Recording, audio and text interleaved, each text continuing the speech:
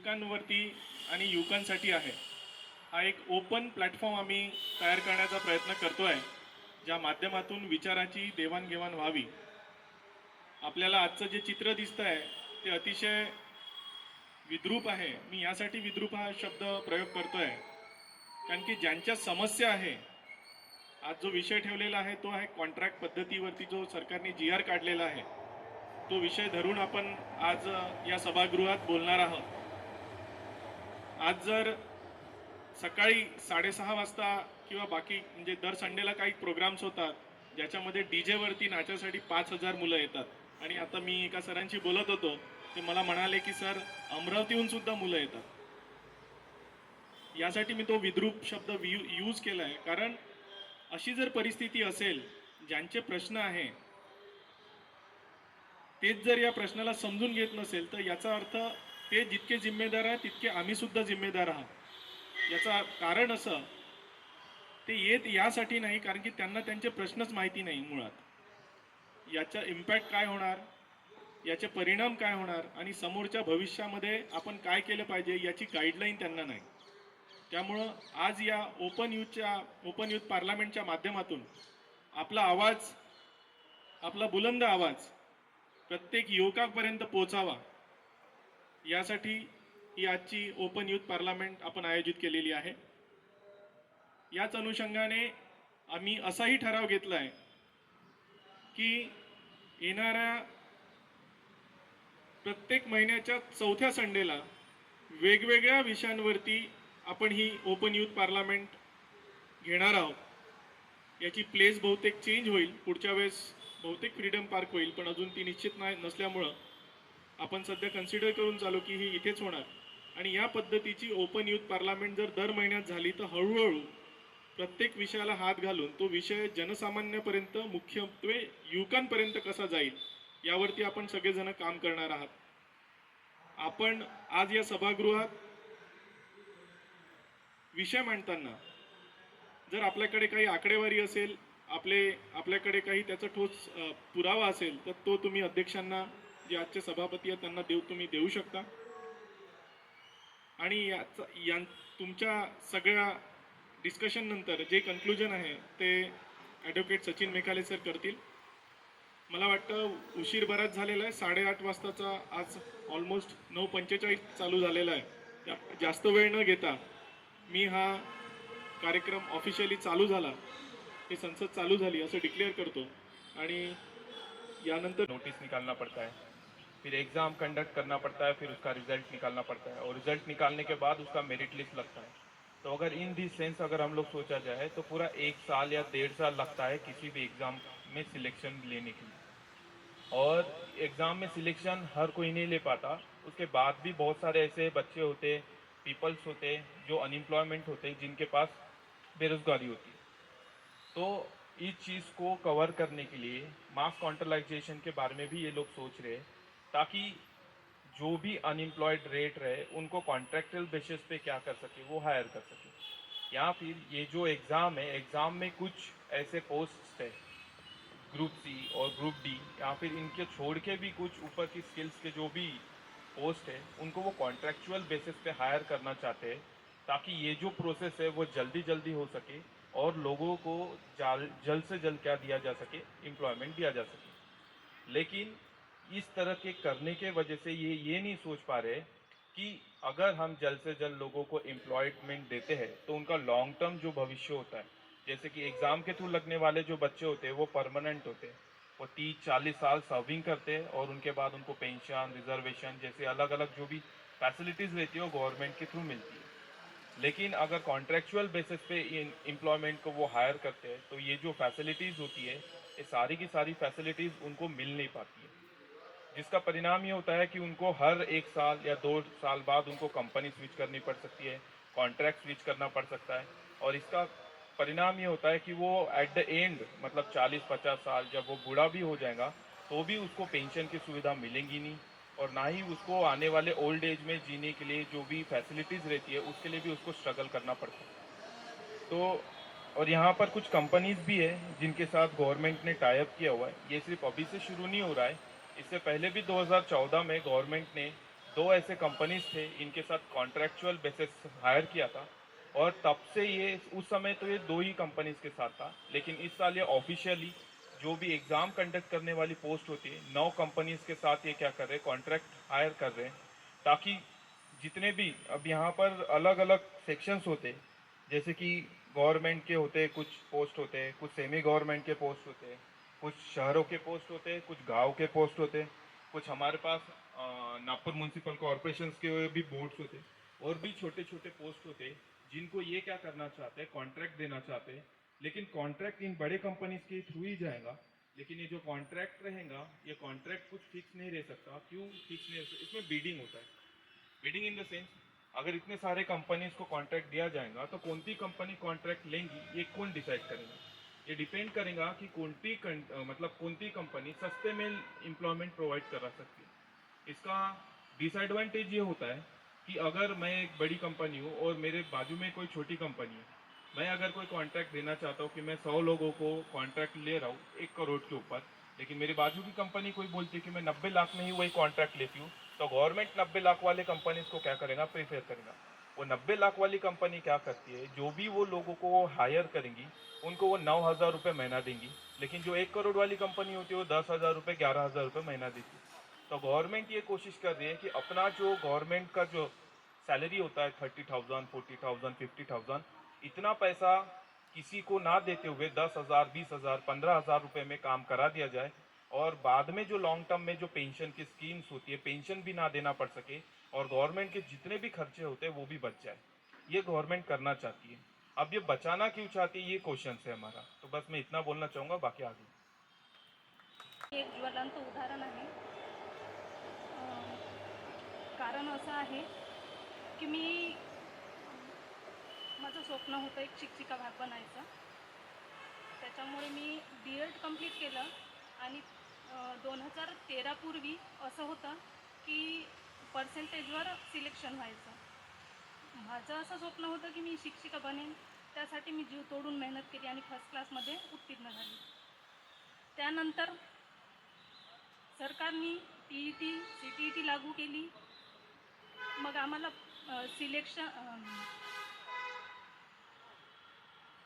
पर्सेंटेजवर selection न होता ती परीक्षा पास करावं लागत होती. त्यामुळे ती परीक्षा पास करण्यासाठी सुद्धा प्रयत्न केला, त्यासाठी सुद्धा जीवतोड मेहनत केली आणि ती परीक्षासुद्धा उत्तीर्ण केली. त्यानंतर आणखी एक परीक्षा त्यांनी लागू केली, ती म्हणजे टेट परीक्षा. त्या टेट परीक्षेसाठी सुद्धा जीव तोडून अभ्यास केला आणि ती सुद्धा क्वालिफाय केली. सांगायचा मुद्दा हा आहे की यांनी शिक्षण अतिशय कठीण करून ठेवलं आहे. बरं केलं आहे तर केलं आहे, परंतु इतक्या साऱ्या स्टेजमधून जाऊन सुद्धा आज आमच्या हाताला नोकरी नाही आहे. मला सरकारला हाच प्रश्न विचारायचा आहे की तुम्ही एवढ्या पद्धतीने कठीण करून परीक्षा, त्यातून तुम्ही क्वालिफाईड लोक निवडत आहात, मग त्याच्यासाठी परमनंट भरती करणे हे काय तुमच्यासाठी जडजात आहे? तुम्ही कंत्राटी पद्धतीने का बरं करत आहे? आम्ही एवढी जीवतोड मेहनत करून आमचं स्वप्न पूर्ण न करता आम्ही आज हताश झालो आहोत. आम्हाला माझा बॅकग्राऊंड गव्हर्नमेंट सर्वंटचा असल्या कारणाने मला आर्थिक प्रॉब्लेम नाही आहे, परंतु माझ्यासारखे असे अनेक यूथ आहेत जे केवळ फक्त नोकरीवर आणि नोकरीवर डिपेंड आहेत. उदाहरणार्थ सांगायचं झाल्यास शेतकऱ्यांची मुलं बाहेरगावावरून येतात, शहरामध्ये त्यांचे आईवडील कष्ट करतात, त्यांना पैसा पुरवतात, त्यांच्यासाठी सुविधा उपलब्ध करून देतात. ते मुलंही तेवढ्याच पद्धतीने गांभीर्याने अभ्यास करून समोर येण्यासाठी प्रयत्न करतात. एवढं सारं करून जर सरकार मध्ये येत असेल तर आम्हाला हे अजिबात मान्य नाही आहे.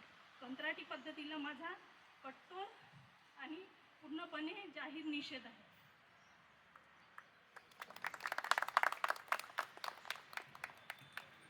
शासनाद्वारा हे जे नवीन उपक्रम राबवला गेला आहे, कॉन्ट्रॅक्च्युअल पद्धतीने भरती करणे, रोजगार मिळवण्यासाठी, म्हणजे सरकारचं असं म्हणणं आहे की रोजगार वाढवण्यासाठी, रोजगार लवकरात लवकर देण्यासाठी आपल्याला त्यांनी हे कॉन्ट्रॅक्च्युअल पद्धत काढली की जेणेकरून कमी वेळामध्ये आपण लोकांना रोजगार देऊ शकतो. आणि गेल्या काही दिवसामध्ये जे गव्हर्मेंट पद्धत म्हणजे गव्हर्मेंट एक्झाम्समध्ये जी काही खडबड उडत आहे, पेपर फुटले जात आहे, हे त्याच मागे एक असू शकते की एक्झामला लांबवा, 6 महिने, वर्षभर, 1.5 वर्ष, 2 वर्ष लांबवा, जेणेकरून विद्यार्थी थकला पाहिजे, त्याला अशी शेवटी वाटायला पाहिजे की नाही आता मला नोकरी पाहिजे, मी कॉन्ट्रॅक्च्युअल बेसिसशीच करून घेतो. पण खरं म्हटलं तर हा यंत्रणेचा आपण म्हणू की गव्हर्नमेंटचा फॉल्ट आहे. कारण की अशाही एक्झाम्स आहेत जे 6 महिन्यात रिझल्ट डिक्लेअर करतात. डिपेंड करते गरज आणि किती चांगल्या पद्धतीने आपण एक्झाम्स घेतोय.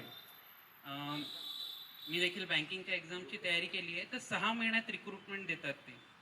6 महिन्यामध्ये एक्झाम डिक्लेअर करून, एक्झाम घेऊन आणि त्याचा फायनल आउटपुट म्हणजे काय आपण त्याला म्हणू प्लेसमेंट, हे 6 महिन्याच्या प्रोसेसमध्ये देखील शक्य आहे. मग गव्हर्नमेंटला कशाला का बरं 1.5 वर्ष 2 वर्ष लागतात? का बरं आताच म्हणजे या गेल्या 2 वर्षामध्येच पेपर का बरं फुटत आहे? हाही एक प्रश्न आपण सगळ्यांच्या समोर आणला पाहिजे की का वाय. त्यानंतर माझे 2 ते 3 कन्सर्न या कॉन्ट्रॅक्च्युअल बेसिस पद्धतीला घेऊन येतात. ते म्हणजे की जेव्हा कॉन्ट्रॅक्ट बेसिसवर आपण कुठे काम करतो, म्हणजे एखाद्या प्रायव्हेट सेक्टरमध्येच म्हणा काम करतोय, तर तिथे तुम्हाला बोलायची उजागिरी राहत नाही.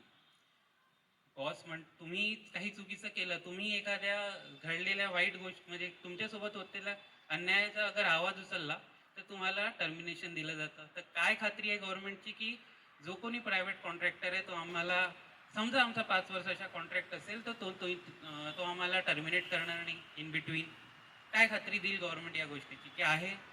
अगर मी गव्हर्नमेंट कॉन्ट्रॅक्च्युअल बेसिसने मी जॉब केला तरी काय मला ती खात्री गव्हर्नमेंट करून देणार? हा माझा एक मुद्दा येतो. दुसरा मुद्दा माझा असा येतोय की काय या जे जागा निघाल्या आहेत, या जागा विकल्या जाणार नाही याची काय खात्री गव्हर्नमेंट घेणार? की मी एक कॉन्ट्रॅक्टर आहे तर मी माझ्या नातेवाईकांना, मित्रांना ती जागा देणार नाही. सर्टिफिकेट्स तशी बाजारात विकल्या जातात, तर त्या विकलेल्या सर्टिफिकेट्सवरून तो कॉन्ट्रॅक्टर आपल्या जवळच्या व्यक्तींना, आपल्या रेफर्सच्या व्यक्तींना जॉब देणार नाही याची काय खात्री गव्हर्नमेंट घेऊ शकते? असे हे 2 प्रश्न मला तिथे मांडायचे आहेत की गव्हर्नमेंट या गोष्टीची शाश्वती द्यावी की कॉन्ट्रॅक्ट बेसिसवर जॉब मिळाल्यानंतर तिथे बाजारीकरण होणार नाही नोकऱ्यांचं. म्हणजे अक्षरशः जे आपण म्हणतो की ठेल्यावर कंपन्या आपले जॉब विकत आहे, शिपाई घेऊन घ्या, आणि हे होत आहे. ॲक्च्युली मी स्वतः शिक्षक राहिलेलो आहे 5 वर्ष. तर टीचिंग फील्डमध्ये प्रायमरीमध्ये शिकवण्याचे 10 लाख, मिडल स्कूलमध्ये शिकवण्याचे 15 लाख, हे सगळ्यांना माहीत आहे. हे सगळ्यांच्या डोळ्यासमोर घडत होतं. त्यावेळेला एक नोकरी मिळवण्यासाठी शेतकरी किंवा कोणताही परिवार आपल्या घरची जमीन जायदाद विकून ती नोकरी मिळवायचं. आणि आज तर हे खुलेआम होऊन राहिलं. तर अगर कोणतीही सरकार या बाबतीची शाश्वती द्यायला तयार असेल की मी कॉन्ट्रॅक्च्युअल बेसिसवर कामाला लागल्यानंतर तो कॉन्ट्रॅक्टर मला माझ्या सगळ्या राईट्स जे असतात तो मला देईल, तर कुठेतरी ठीक आहे. पण मला माहिती आहे असं होणार नाही. कारण की 5 वर्ष प्रायव्हेट सेक्टरमध्ये काम केल्यानंतर एकच लक्षात येतं, जॉबवर गेलं की भीती पहिलं असते की चूक नाही झाली पाहिजे. चूक झाली तर आपला जो एम्प्लॉयर आहे तो आपल्याला काढून टाकेल. त्याच्या विरोधात आपण आवाज उचलू शकत नाही. तो जे करत असेल, हां, बॉस इज ऑलवेज राईट. पण असं नसते, boss is not always right. So हे 2 कन्सर्न आहे माझे. अगर या 2 कन्सर्नला घेऊन या 2 कन्सर्नचं सोल्युशन गव्हर्नमेंट मला देऊ शकत असेल तर मला काही हरकत नाही. पण तरीही माझा पूर्ण या कॉन्ट्रॅक्च्युअल बेसिस त्या रिक्रुटमेंटला पूर्णपणे मला निषेध आहे. मला नको, आणि येणाऱ्या यूथसाठी पण हे नको. आणि हा निर्णय दिलेला आहे की कॉन्ट्रॅक्च्युअल मेथडने आपण रिक्रुटमेंट करणार. तर या संदर्भात मला काही लॉंग टर्म, ज्या शॉर्ट टर्म तर लॉसेस आहेत, पण लॉंग टर्म पण याच्यात खूप मोठे मोठे लॉसेस आहेत. त्यावर माझ्या मनात जेव्हा मला ही बातमी माहीत पडली तर माझ्या मनात काही प्रश्न आले. तर ते प्रश्न विशेष करून होते की आपली एज्युकेशन सिस्टीम आणि दुसरं म्हणजे करिअर प्लॅनिंग. तर सर्वात मोठं जे आपली एज्युकेशन सिस्टीम आहे, माणूस जेव्हा जवळपास ग्रॅज्युएशन आणि पोस्ट ग्रॅज्युएशन तो एका कामासाठी किंवा एका ध्येयासाठी तो करतो. जरी म्हणजे भारतीय लोकांची मनस्थिती आहे की एक चांगलं जॉब, एक सिक्युअर जॉब भेटणे. तर बी it a private sector or a government sector, the Indian person needs a good job. त्यांच्या मनात असं नसते की आम्ही बिझनेस करणार, काय करणार. बिझनेस वगैरे जे आता स्टार्टअप्स होत आहे, एक सेकंड थॉट्स आहेत लोकांचे. पण मेन असतं जॉब. तर तो जॉब कोणता बघतो? तो जॉब आपण बघतो गव्हर्नमेंट सेक्टर, प्रायव्हेट सेक्टर आणि लॉंग टर्मसाठी आपण बघतो. कोणीच असं नाही शिक्षण घेत की तो कॉन्ट्रॅक्ट बेसिससाठी कोणी शिक्षण नाही घेत. आणि याच्यामुळे काय होणार की जे आपली एज्युकेशन सिस्टीम आता बनलेली आहे, ग्रॅज्युएशन आणि पोस्ट ग्रॅज्युएशनपर्यंत, त्याच्यात आपण जे स्किल सेट्स आपण जे घेतो ते पर्टिक्युलर कोणत्या जॉबसाठी घेतो. जसं की फॉर एक्झाम्पल सपना मॅडम इथं बी एड झालेलं आहे, तर त्यांनी टीचर बनण्यासाठी ते job set skills degree acquire केलेलं आहे. तर याच कारणामुळे जेव्हा हे असे जे कॉन्ट्रॅक्च्युअल पद्धतीच्या जेव्हा नोकऱ्या येणार, तर त्यामध्ये आपल्याला भरपूरसे अजून स्किल सेट ॲक्वायर करावं लागणार. आणि त्याचमध्ये एक कुठे ना कुठे आपलं जे करिअर प्लॅनिंग होतं, माणसाच्या आयुष्यात करिअर प्लॅनिंग हे खूप आवश्यक वस्तू आहे. आणि या करिअरच्याच आधारावर आपलं पूर्ण जीवन निर्भर राहते. जसं की आपलं फायनान्स, इन्व्हेस्टमेंट्स, मग आपल्या फॅमिलीचं सेटलमेंट, या सगळ्या गोष्टी यामध्ये निर्भर राहतात. तर कॉन्ट्रॅक्च्युअल पद्धतीमुळे लॉंग टर्ममध्ये आपल्या लाईफवर खूप वेगळे याचे परिणाम पाहायला भेटू शकतात. व त्यानुसार मला असं वाटते की गव्हर्नमेंटनी हे जे पॅटर्न, महाराष्ट्र सरकारने जे हे पॅटर्न कुठे ना कुठे आणलेलं आहे, ते कुठे ना कुठे थोडंफार त्यांना अग्निवीरचा इन्फ्लुएन्स कुठे ना कुठे ह्या पॅटर्नमध्ये टाकायचं असेल असं मला वाटत आहे. लॉंग टर्ममध्ये जसं आर्मी डिफेन्समध्ये पण शॉर्ट टर्म कमिशन असतात, पण त्यांना कुठे ना कुठे एक हमी असते आणि त्यांची एक व्हॅल्यू बनते. पण कॉन्ट्रॅक्च्युअल एम्प्लॉईजची व्हॅल्यू आहे का इंडस्ट्रीमध्ये? प्रायव्हेट इंडस्ट्रीमध्ये कॉन्ट्रॅक्च्युअल एम्प्लॉईजची काही व्हॅल्यू फारशी काही बनत नाही, जेवढी एक गव्हर्नमेंट एम्प्लॉईजची बनते. व त्या व्यतिरिक्त जसं माझ्या आधी जे वक्ते होते नयन सर, त्यांनी गव्हर्नन्सवर एक खूप छान प्रश्न उचलला होता की जे कॉन्ट्रॅक्च्युअल पद्धतीने जे सिलेक्शन प्रोसेस होणार आणि जे लोक ड्युटीवर येणार, त्यांच्यावर सरकार कसं गव्हर्नन्स करणार?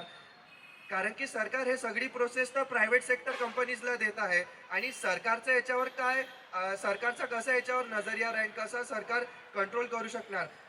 त्यामुळे जे आपलं वर्किंग, आता कॉन्ट्रॅक्च्युअल पद्धत हे सरकारला ह्याच्यासाठी आणायचं असेल की आपली जे प्रोसेस आहे, ॲडमिनिस्ट्रेटिव्ह प्रोसेस आहे, ते लवकरात लवकर किंवा फास्ट मध्ये झाली पाहिजे. एक्झिक्युशन जे टॉप ॲडमिनिस्ट्रेशनपासून जे पॉलिसी मेकिंग होतं, त्याचं एक्झिक्युशन हे जे आपले एक्झिक्युटिव्ह क्लास आहे त्यांनी केलं पाहिजे. त्याच्यासाठी लवकर भरत्या झाल्या पाहिजे. पण ते एक्झिक्युशन तर होईल, पण त्याचे वर्थनेस किंवा त्याची व्हॅल्यू आणि त्याचं गव्हर्नन्स कसं काय आपण मापू शकणार, हा पण एक खूप मोठा प्रश्न आहे. व मला असं वाटते की कॉन्ट्रॅक्च्युअल पद्धतीत जर सरकार याच नजराने पाहत असेल की आपल्याला रिक्त जागा हा काही शॉर्ट टर्म पिरियडसाठी भरायचा आहे, तर या जी आर मध्ये काही सुधारणा सरकारने केल्या पाहिजे की जेणेकरून जे आता कॉन्ट्रॅक्च्युअल बेसिसवर जे लोक आहेत त्यांचं अप्रायझल किंवा त्यांची जे परफॉर्मन्स आहे त्यांना चांगलं व्हॅल्यू करून, त्यांना जर आपण एक हमी देत असेल की तुम्ही सर्टन क्रायटेरिया पास केला की तुम्ही परमनंट होऊ शकता, तर तो एम्प्लॉय पण सुद्धा त्याच ताकदीने त्या कॉन्ट्रॅक्च्युअल जॉबला पण चांगल्यापणे करण्याचा प्रयत्न करणार. नाहीतर त्या कॉन्ट्रॅक्च्युअल एम्प्लॉयच्या मनात हेच राहील की मला ठीक आहे 2 वर्ष 3 वर्ष काम करायचं आहे आणि नाहीतरी सोडून द्यायचंच आहे. तर वर्क परफॉर्मन्समध्ये आणि त्याच्या वर्क डिलिव्हरीमध्ये खूपसा फरक पडणार आणि कुठे ना कुठे हेच एम्प्लॉईज आपल्या गव्हर्नमेंट सिस्टीममध्ये येणार. आता आपल्याला पाहता येतं की छोट्या छोट्या कार्यासाठी, जसं की आता आपल्याला आधार कार्ड बनवायचं असलं तर तिथेही कुठे ना कुठे ते कॉन्ट्रॅक्च्युअल एम्प्लॉईजच आहेत. पण त्यांची वर्क इफिशियन्सी आपल्याला माहीत आहे की ते किती म्हणजे बेकारपणे, खूप वाईटपणे काम करतात. खूपदा असं होतं की आपल्याला साधा आधार कार्डच्या एका नंबर चेंज करायसाठी आपल्याला 2-3दा त्यांच्याकडे जावं लागतं. ते म्हणतात आज आहे, उद्या नाही, काही नाही, उद्या नंतर या. पण त्यात काही गव्हर्नन्स नसतेच. तर या गोष्टीमध्ये गव्हर्नमेंटनी खूप चांगल्यापणे गव्हर्नन्स दिला पाहिजे आणि त्यांची एक मॅनेजमेंट पॉलिसी गव्हर्नमेंटनी या जे कॉन्ट्रॅक्ट बेसिस मेथड आहे याच्यामध्ये इम्प्लिमेंट केला पाहिजे. आणि एक मला एक शेवटचा मुद्दा यामध्ये टाकायचा आहे, तो म्हणजे रिझर्वेशन. प्रायव्हेट सेक्टरमध्ये रिझर्वेशन सध्या तर नाही आहे, पण या कॉन्ट्रॅक्च्युअल पद्धतीमध्ये मग रिझर्वेशनचं कसं, मग जसं माझ्या आधीच्या वक्त्यांनी जे पॉईंट्स ठेवले की याच्यात आपलं जसं की आपण दलाली याच्यात होऊ शकतात, किंवा आपण आपल्या ओळखीच्या लोकांना आपण या नोकरीत प्राधान्य देऊ, अशा काही गोष्टी येऊ शकतात. तर मेरिट, आणि नेहमी असं म्हटलं जातं की reservation is against the merit, पण इथेच तर मेरिटची डेथ होत आहे. मेरिट इथे लोकांना भेटतच नाही आहे. आपण तर अनस्किल्ड किंवा कोणालाही आपल्या ओळखीचा आहे म्हणून आपण त्याला त्या पोझिशनसाठी त्याला प्राधान्य द्यायचा प्रयत्न करणार आहे कॉन्ट्रॅक्च्युअल बेसिसमध्ये.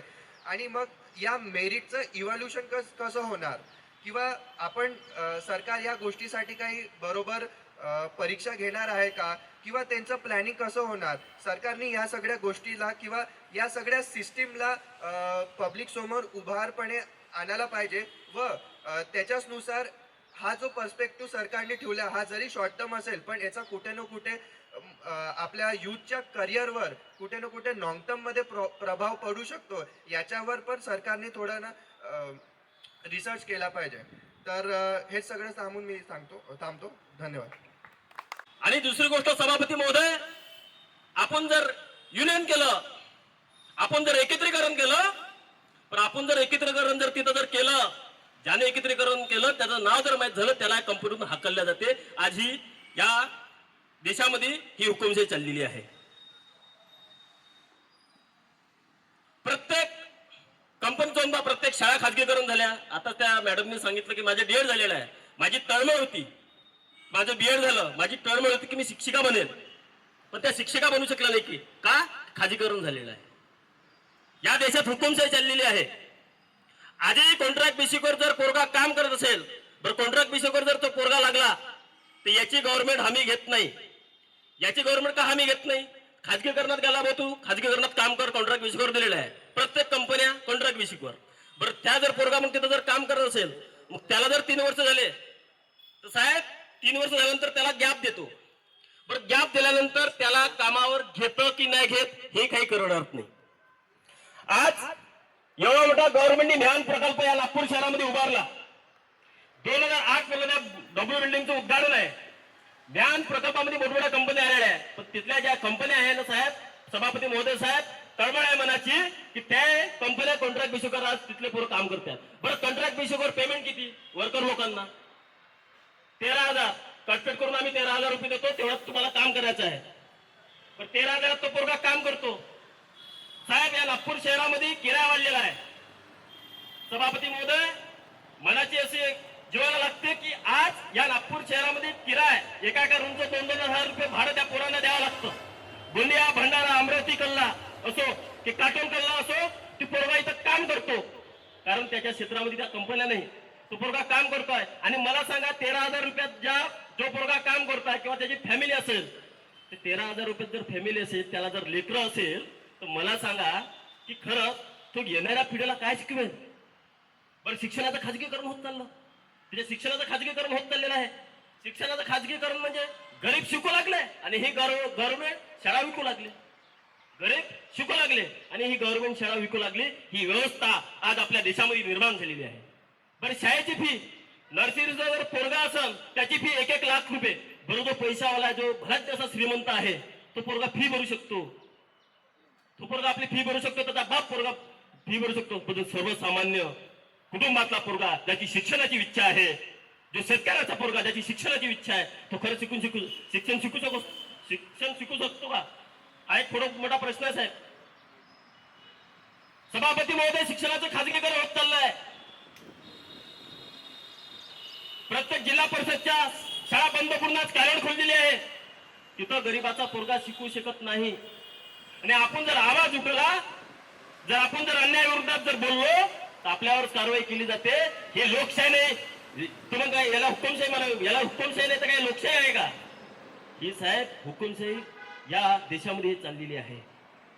शाहीर अण्णाभाऊ साठेने म्हटले होतं, इथली न्याय व्यवस्था कायकांची रखेल झाली, इथली न्याय व्यवस्था कायकांची रखेल झाली, संसद देखील हिजड्यांची हवेली मी माझ्या वेता मांडू कुणापुढे, मी माझ्या वेता मांडू कुणापुढे, कारण ही न्याय व्यवस्था भ्रष्टेने रंगीन झाली, ही न्याय व्यवस्था भ्रष्टेने रंगीन झाली. परमपूज्य डॉक्टर बाबासाहेब आंबेडकरांनी 15 ऑगस्ट 1936 ला स्वतंत्र मजदूर पक्षाची स्थापना केली होती. का? की सर्वसामान्य तरुणांना रोजगार भेटला पाहिजे, आपले पोरं कामाला लागली पाहिजे. साहेब काय केलं? तो कायदा आपण काढून टाकला. बरं तो कायदा, कामगाराचा कायदा निघाला साहेब सभापती महोदय. तो कायदा अशा वेळेस काढला की ज्या वेळेस लोक रस्त्यावर निघू शकत होते, त्या कोरोनामधून तो संविधानामधून तो कायदा काढण्यात आला, म्हणून खाजगीकरण लागू झालं. साहेब शिक्षकाचं खाजगीकरण होत चाललेलं आहे. तर मला आता असं वाटतंय की प्रत्येक तरुणांनी जर आपण आवाज उठवला नाही तर मॅडम आज बी अशीच व्यवस्था होणार आहे की निवड हुकुमशेच चालणार आहे. जे बोलेल तेच आपल्याला करावं लागणार आहे. जर देशामध्ये जर लोकशाही जर आणायची असेल तर आपल्याला जागा व्हावं लागेल. आणि सभापती महोदय, अजून पुन्हा मी आपलं अभिनंदन करतो की आपली महाराष्ट्राची उपराजधानी असलेल्या नागपूर शहरामधून आणि ज्या संविधान चौकामध्ये बाबासाहेब आंबेडकरांचा पुतळा आहे तिथं आपण सुरुवात केली. मी पुढेच आपला अभिनंदन मानतो आणि आपले इथेच 2 शब्द संपवतो. जय भीम, जय महाराष्ट्र. माणसांच्या ज्या बेसिक गोष्टी, ज्या बेसिक नीड्स आहेत, अगर तेच प्रायव्हेट झाले तर आपण परत गुलामीत जाऊ शकतो, राईट. इन 1964 जेव्हा कोठारी एज्युकेशन पॉलिसी निघाली होती तेव्हा सगळ्या स्टुडंट्सना फ्रीमध्ये शिक्षण देण्यात आलं होतं, राईट. बट आता काय झालं आहे, आता पूर्ण शिक्षणाचा बिझनेस झाला आहे. आपल्या देशातील प्रत्येक मुलाला एज्युकेशन मिळालंच पाहिजे, ही गव्हर्नमेंटची रिस्पॉन्सिबिलिटी आहे. बट गव्हर्नमेंट असं करतच नाही. ॲज ही सेज की जे अफोर्ड करू शकतात शिक्षण तेच शिकू शकतात, पण ज्यांच्याकडे पैसाच नाही ते मुलं कसे शिकतील, राईट. ते पण डिझर्विंग आहेत, पण त्यांच्याकडे पैसाच नाही तर ते कसे शिकणार आहेत समोर. आणखीन एक की we call this country a youth of country, but आम्हालाच ह्या कंट्रीमध्ये खूप डिमोटिवेट करतात. इफ फॉर एक्झाम्पल अगर डिफेन्स फोर्स सारखा जर काय म्हणू शकतो आपण त्याला विभाग जर गव्हर्नमेंटनी प्रायव्हेट केला तर गव्हर्नमेंट देशाच्या ह्याच्यासाठी सुरक्षासाठी, राईट, देशाच्या सुरक्षासाठी किती I am not getting words, गंभीर, थँक्यू. तर देशाच्या सुरक्षेसाठी किती गंभीर आहे हे लक्षात येतं. जेव्हा ह्या देशाचा संविधान निघाला होता तेव्हा रिझर्वेशन हा कन्सेप्ट हे सोशल कोटातून आणि कल्याणकारी राज्यातून आला होता. बट आज सगळंच जेव्हा प्रायव्हेट होत असेल तर मग ह्या रिझर्वेशनचा ह्या कन्सेप्टचा अर्थच काय आहे. आता काही वीक आधी तलाठीचे एक्झाम्स निघाले. खूपशे स्टुडंट्सनी मतलब कॅन्डिडेटनी त्याच्यात म्हणजे एक्झाम्स दिले आणि आय एम डेफिनेटली शुअर खूपशे पास पण होते. बट त्यांच्याकडे काय गॅरंटी आहे की त्यांना प्रॉपर जॉब मिळेलच म्हणून. म्हणजे लाईक आम्ही इतकी मेहनत करतो, आम्ही आमचं इतका पैसा इन्व्हेस्ट करतो आपल्या याच्यात एज्युकेशनमध्ये आणि इन द एंड आम्हाला काय म्हणतो कॉन्ट्रॅक्च्युअल जॉब. आम्हाला लिटरली समोरचा माणूस डॉमिनेट करतो. लाईक आम्हाला लिटरली पूर्ण त्याच्या तो जसा म्हणेल तसं वागावं लागतो. तो आमचे टाइम्स व्हॅरी करू शकतो. इफ आम्ही त्याचं ऐकलं नाही तर तो आम्हाला रिप्लेस पण करू शकतो. आणि परत मी आता न्यूजपेपरमध्ये वाचलं होतं की 60+ जे रिटायर लोक आहेत त्यांना परत जॉब देऊन राहिले, राईट. मग आमच्यासारखे मुलं कुठे जायचं जर त्यांच्याकडे पेन्शन पण आहे प्लस तुम्ही त्यांना वरतून ते लेक्चरशिपचे पैसे पण देत आहेत. मग आम्ही काय करायचं, लाईक आम्ही इतके शिकलो कशासाठी, हे सगळं बघायसाठीच नाही शिकलो, रे. मग जे खूप सॉफ्ट हार्टेड असतात, जे नाही हे सगळं टॉलरेट करू शकत, हे मग इन द एंड डिप्रेशनमध्ये जातात. आणि वी ऑल नो डिप्रेशनचे काय क्रायसिस असतात. एकतर ते सुसाइडल होऊन जातात किंवा मग मेंटली त्यांची हेल्थ खूप खराब होऊन जाते. तर आय रिअली वॉन्ट की गव्हर्नमेंटने याच्यावर काहीतरी केलं पाहिजे. आणि मी ना हे स्टॅटिस्टिकल ॲनालिसिस काढलं होतं from the article CMIE which stand for central for monitoring India economy. हे 2021चं आहे. तर in India 18 to 29 age groups are about 26 crores. 15 to 65 age groups are unemployed which is 7.31% in 2020. आणि 2018मध्ये 6.1% होतं. म्हणजे तुम्ही बघू शकता की 3 वर्षात 1%नी वाढ वाढला आहे, बल्कि याला कमी व्हायला पाहिजे. हे तर 21चं आहे, आता 2023 सुरू आहे, तर आणखीन किती वाढलं असेल. मग 20 to 29 एज ग्रुप जे ग्रॅज्युएट आहेत ते 63% अनएम्प्लॉईड आहेत आणि 80 lakh per year students graduate होतात आणि रिक्रुटमेंट किती मिळते, 1 किंवा 2% पण नाही. सो आणि एक माझं हे आहे की बघा, आज आज I am a youngster right. माझ्यावर माझ्या फॅमिलीची रिस्पॉन्सिबिलिटी आहे. मला माझ्या आईला सांभाळायचं, बाबांना सांभाळायचं. पुढे जाऊन माझं लग्न होईल राईट, माझी फॅमिली वाढेल, आणखीन माझी रिस्पॉन्सिबिलिटी वाढेल. मला पण माझे पण मुलं मुली होतील, तर मला त्यांचा पण फ्युचर सिक्युअर करायचं आहे. इफ मला चांगला पेमेंट नाही आहे, मला सिक्युअर जॉब नाही आहे, तर मी माझी येणारी जी जनरेशन आहे मी त्यांना कसं सिक्युअर करणार, हे माझं प्रश्न आहे. तर मी जे गव्हर्नमेंटनी हे जे लॉ पास केलं आहे ना, मी याचा एकदम अगेन्स्ट आहे. थँक्यू. ओपन यूथ पार्लमेंट हा जो उपक्रम इथे राबवण्यात आलेला आहे या संविधान चौकामध्ये, तर मी सर्वप्रथम यूथ फोरमला खूप खूप शुभेच्छा देतो की अत्यंत महत्त्वाच्या विषयाला आपण हात घालत आज हे इथे चर्चासत्र आयोजित केलेलं आहे. तर मी यूथ फोरमच्या सर्व टीमला खूप खूप आभार त्यांचं व्यक्त करतो. आणि आजच्या या कार्यक्रमाचे सभापती आदरणीय ॲडव्होकेट सचिन मेकाले सर यांनी मला इथे बोलण्याची संधी दिली आहे, त्याबद्दल मी त्यांचं आभार व्यक्त करतो. आज आपण महाराष्ट्र शासन म्हणजेच शिंदे, फडणवीस आणि दुसरा कोण अजित पवार असे 3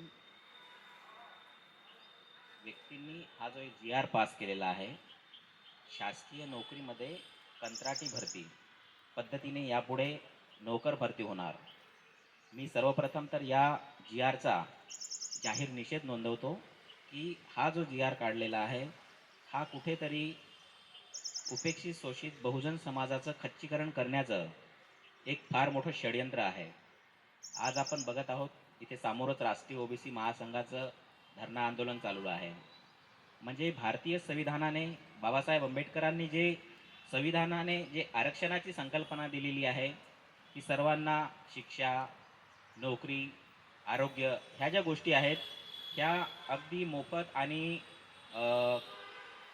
म्हणजे सर्वांना मिळाव्यात, यासाठी जे संविधानाने तरतूद केलेली आहे आणि त्या तरतुदीचाच आधार घेऊन आज बहुजन समाजातील विविध जाती धर्म जे उपेक्षित आहेत ते लोक आज आरक्षणाची मागणी करत आहेत, रोजगाराची मागणी करत आहेत. म्हणजे तो समाज आता कुठं तरी सर्व समाज जागृत झालेले आहेत आणि म्हणून ते आपल्या हक्काची लढाई लढत आहेत. आणि हक्क काय, सर्वच हे मत नसते की आमच्या घरी कोणीतरी भाकर आणून दिली पाहिजे. सर्वांची हेच इच्छा असते की आम्हाला रोजगार मिळाला पाहिजे, म्हणजेच नोकरी मिळाली पाहिजे आणि शिक्षण मिळालं पाहिजे. परंतु आज आपण बघत आहोत शिक्षण देखील आज खाजगीकरण केलेलं आहे. आज शासकीय शाळा बंद होत आहेत आणि प्रायव्हेट शाळांचा एवढ्या उतू आलेले आहेत की तिथे बहुजन समाजातले लोक त्या शाळेमध्ये प्रवेश करू शकत नाहीत. अशा प्रकारचं अगोदर त्यांचं खाजगीकरण झालेलंच आहे जवळपास. नंतर आरोग्य जरी बघितलं आपण तर आज शासकीय दवाखान्यांचे हाल अत्यंत गंभीर आहेत आणि प्रायव्हेट दवाखाने चौकामध्ये उघडलेले आहेत. त्यांचं साधा डेंग्यू जरी झाला तर 2 लाखाच्या खाली बिल निघत नाही. अशा प्रकारचं आरोग्याचे देखील हाल झालेले आहेत. आणि त्याच धर्तीवर आता नोकरी देखील कंत्राटी पद्धतीवर भरती होणार. म्हणजेच बहुजन समाजातला मुलगा मुलगी रात्रंदिवस अभ्यास करणार, उपाशी पोटी राहून अभ्यास करणार. म्हणजे आज आपण जवळपास सर्वच बहुजन समाजातले आहोत. प्रत्येकजण कशा प्रकारे हालातीमध्ये अभ्यास करतो रात्रंदिवस, आणि या आशेने की मला कुठेतरी शासकीय नोकरी लागावी, मी कुठेतरी कर्मचारी अधिकारी व्हावा आणि समाजाचं आणि परिवाराचं देणं आहे ते मी फेडू शकेल आणि एक चांगलं जीवन मी व्यतीत करू शकेल, यासाठी सर्वांना शासकीय नोकरीची धडपड असते. परंतु आज या कंत्राटी भरतीद्वारे जवळपास शासकीय नोकरी ही कालबाह्य होण्याच्या मार्गावर दिसत आहे. म्हणजे सरकारी नोकरी कंत्राटी भरती होणार आणि कंत्राटी नोकरीचा कोणत्याच पिरियडमध्ये कधी काही भरोसा नसतो. कधी त्या नोकरीपासून आपल्याला हात धुवून बसावे लागेल आणि कोणत्या वयामध्ये आपल्याला बेरोजगार व्हायची वेळ येईल याची काहीच गॅरंटी नसते. म्हणजे शासकीय नोकरीमध्ये जी आपण जसं एखादी वस्तू घेतो तो गॅरंटी वॅरंटी विचारतो, तशा प्रकारची शासकीय नोकरीची देखील एक गॅरंटी असते की मी 58-60 वर्षापर्यंत आता माझी नोकरी परमनंट झालेली आहे. जे काय वेगवेगळे भत्ते असतात ते मिळणार, पेन्शन मिळणार, ग्रॅज्युटी मिळणार, आणखी जे काय असते ते एक गॅरंटी असते. परंतु कंत्राटी भरतीमध्ये तीळ मात्र कोणत्याही गोष्टीची गॅरंटी नाही. हे आतापर्यंत आपण बघितलेलं आहे. वर्गामध्ये नोकरी करणारे 99% हे बहुजन समाजातले असतात आणि क्लास 1 आणि सुपर IAS IPS जे काही असतील ते सर्व हे सवर्ण समाजातले असतात. म्हणजे जवळपास या 3 कॅटेगरीमध्ये जो समाज नोकऱ्या करते त्यांच्या नोकऱ्या म्हणजे त्यांच्या नोकरीची गॅरंटी नाही, त्या नोकऱ्या सुरक्षित नाहीत. परंतु जे क्लास 1 आहे म्हणजे सवर्णांच्या नोकऱ्या एकदम सुरक्षित आहेत. त्या गव्हर्नमेंटच्या याच्यामध्ये जे डिसिजन मेकरच्या भूमिका निभावतात ते निभावत असतात आणि या लोकांना कुठंतरी त्यापासून आउट करण्याचं हे षडयंत्र आहे. म्हणजे यांच्या नोकरींना गॅरंटी नाही आहे, त्यांच्या नोकरींना गॅरंटी आहेत. अशा प्रकारचा हा एक मुद्दा आहे. आरक्षण जो आहे याच्यामध्ये आरक्षण पण राहणार नाही असं म्हणणं आहे. म्हणजे एक प्रकारे हॅलो म्हणजे कुठेतरी आरक्षणाला जे संविधानात आरक्षण जे आहे त्यालाही कुठेतरी फाटा फोडण्याचं काम या शासनाच्या माध्यमातून केलं जात आहे. दुसरं म्हणजे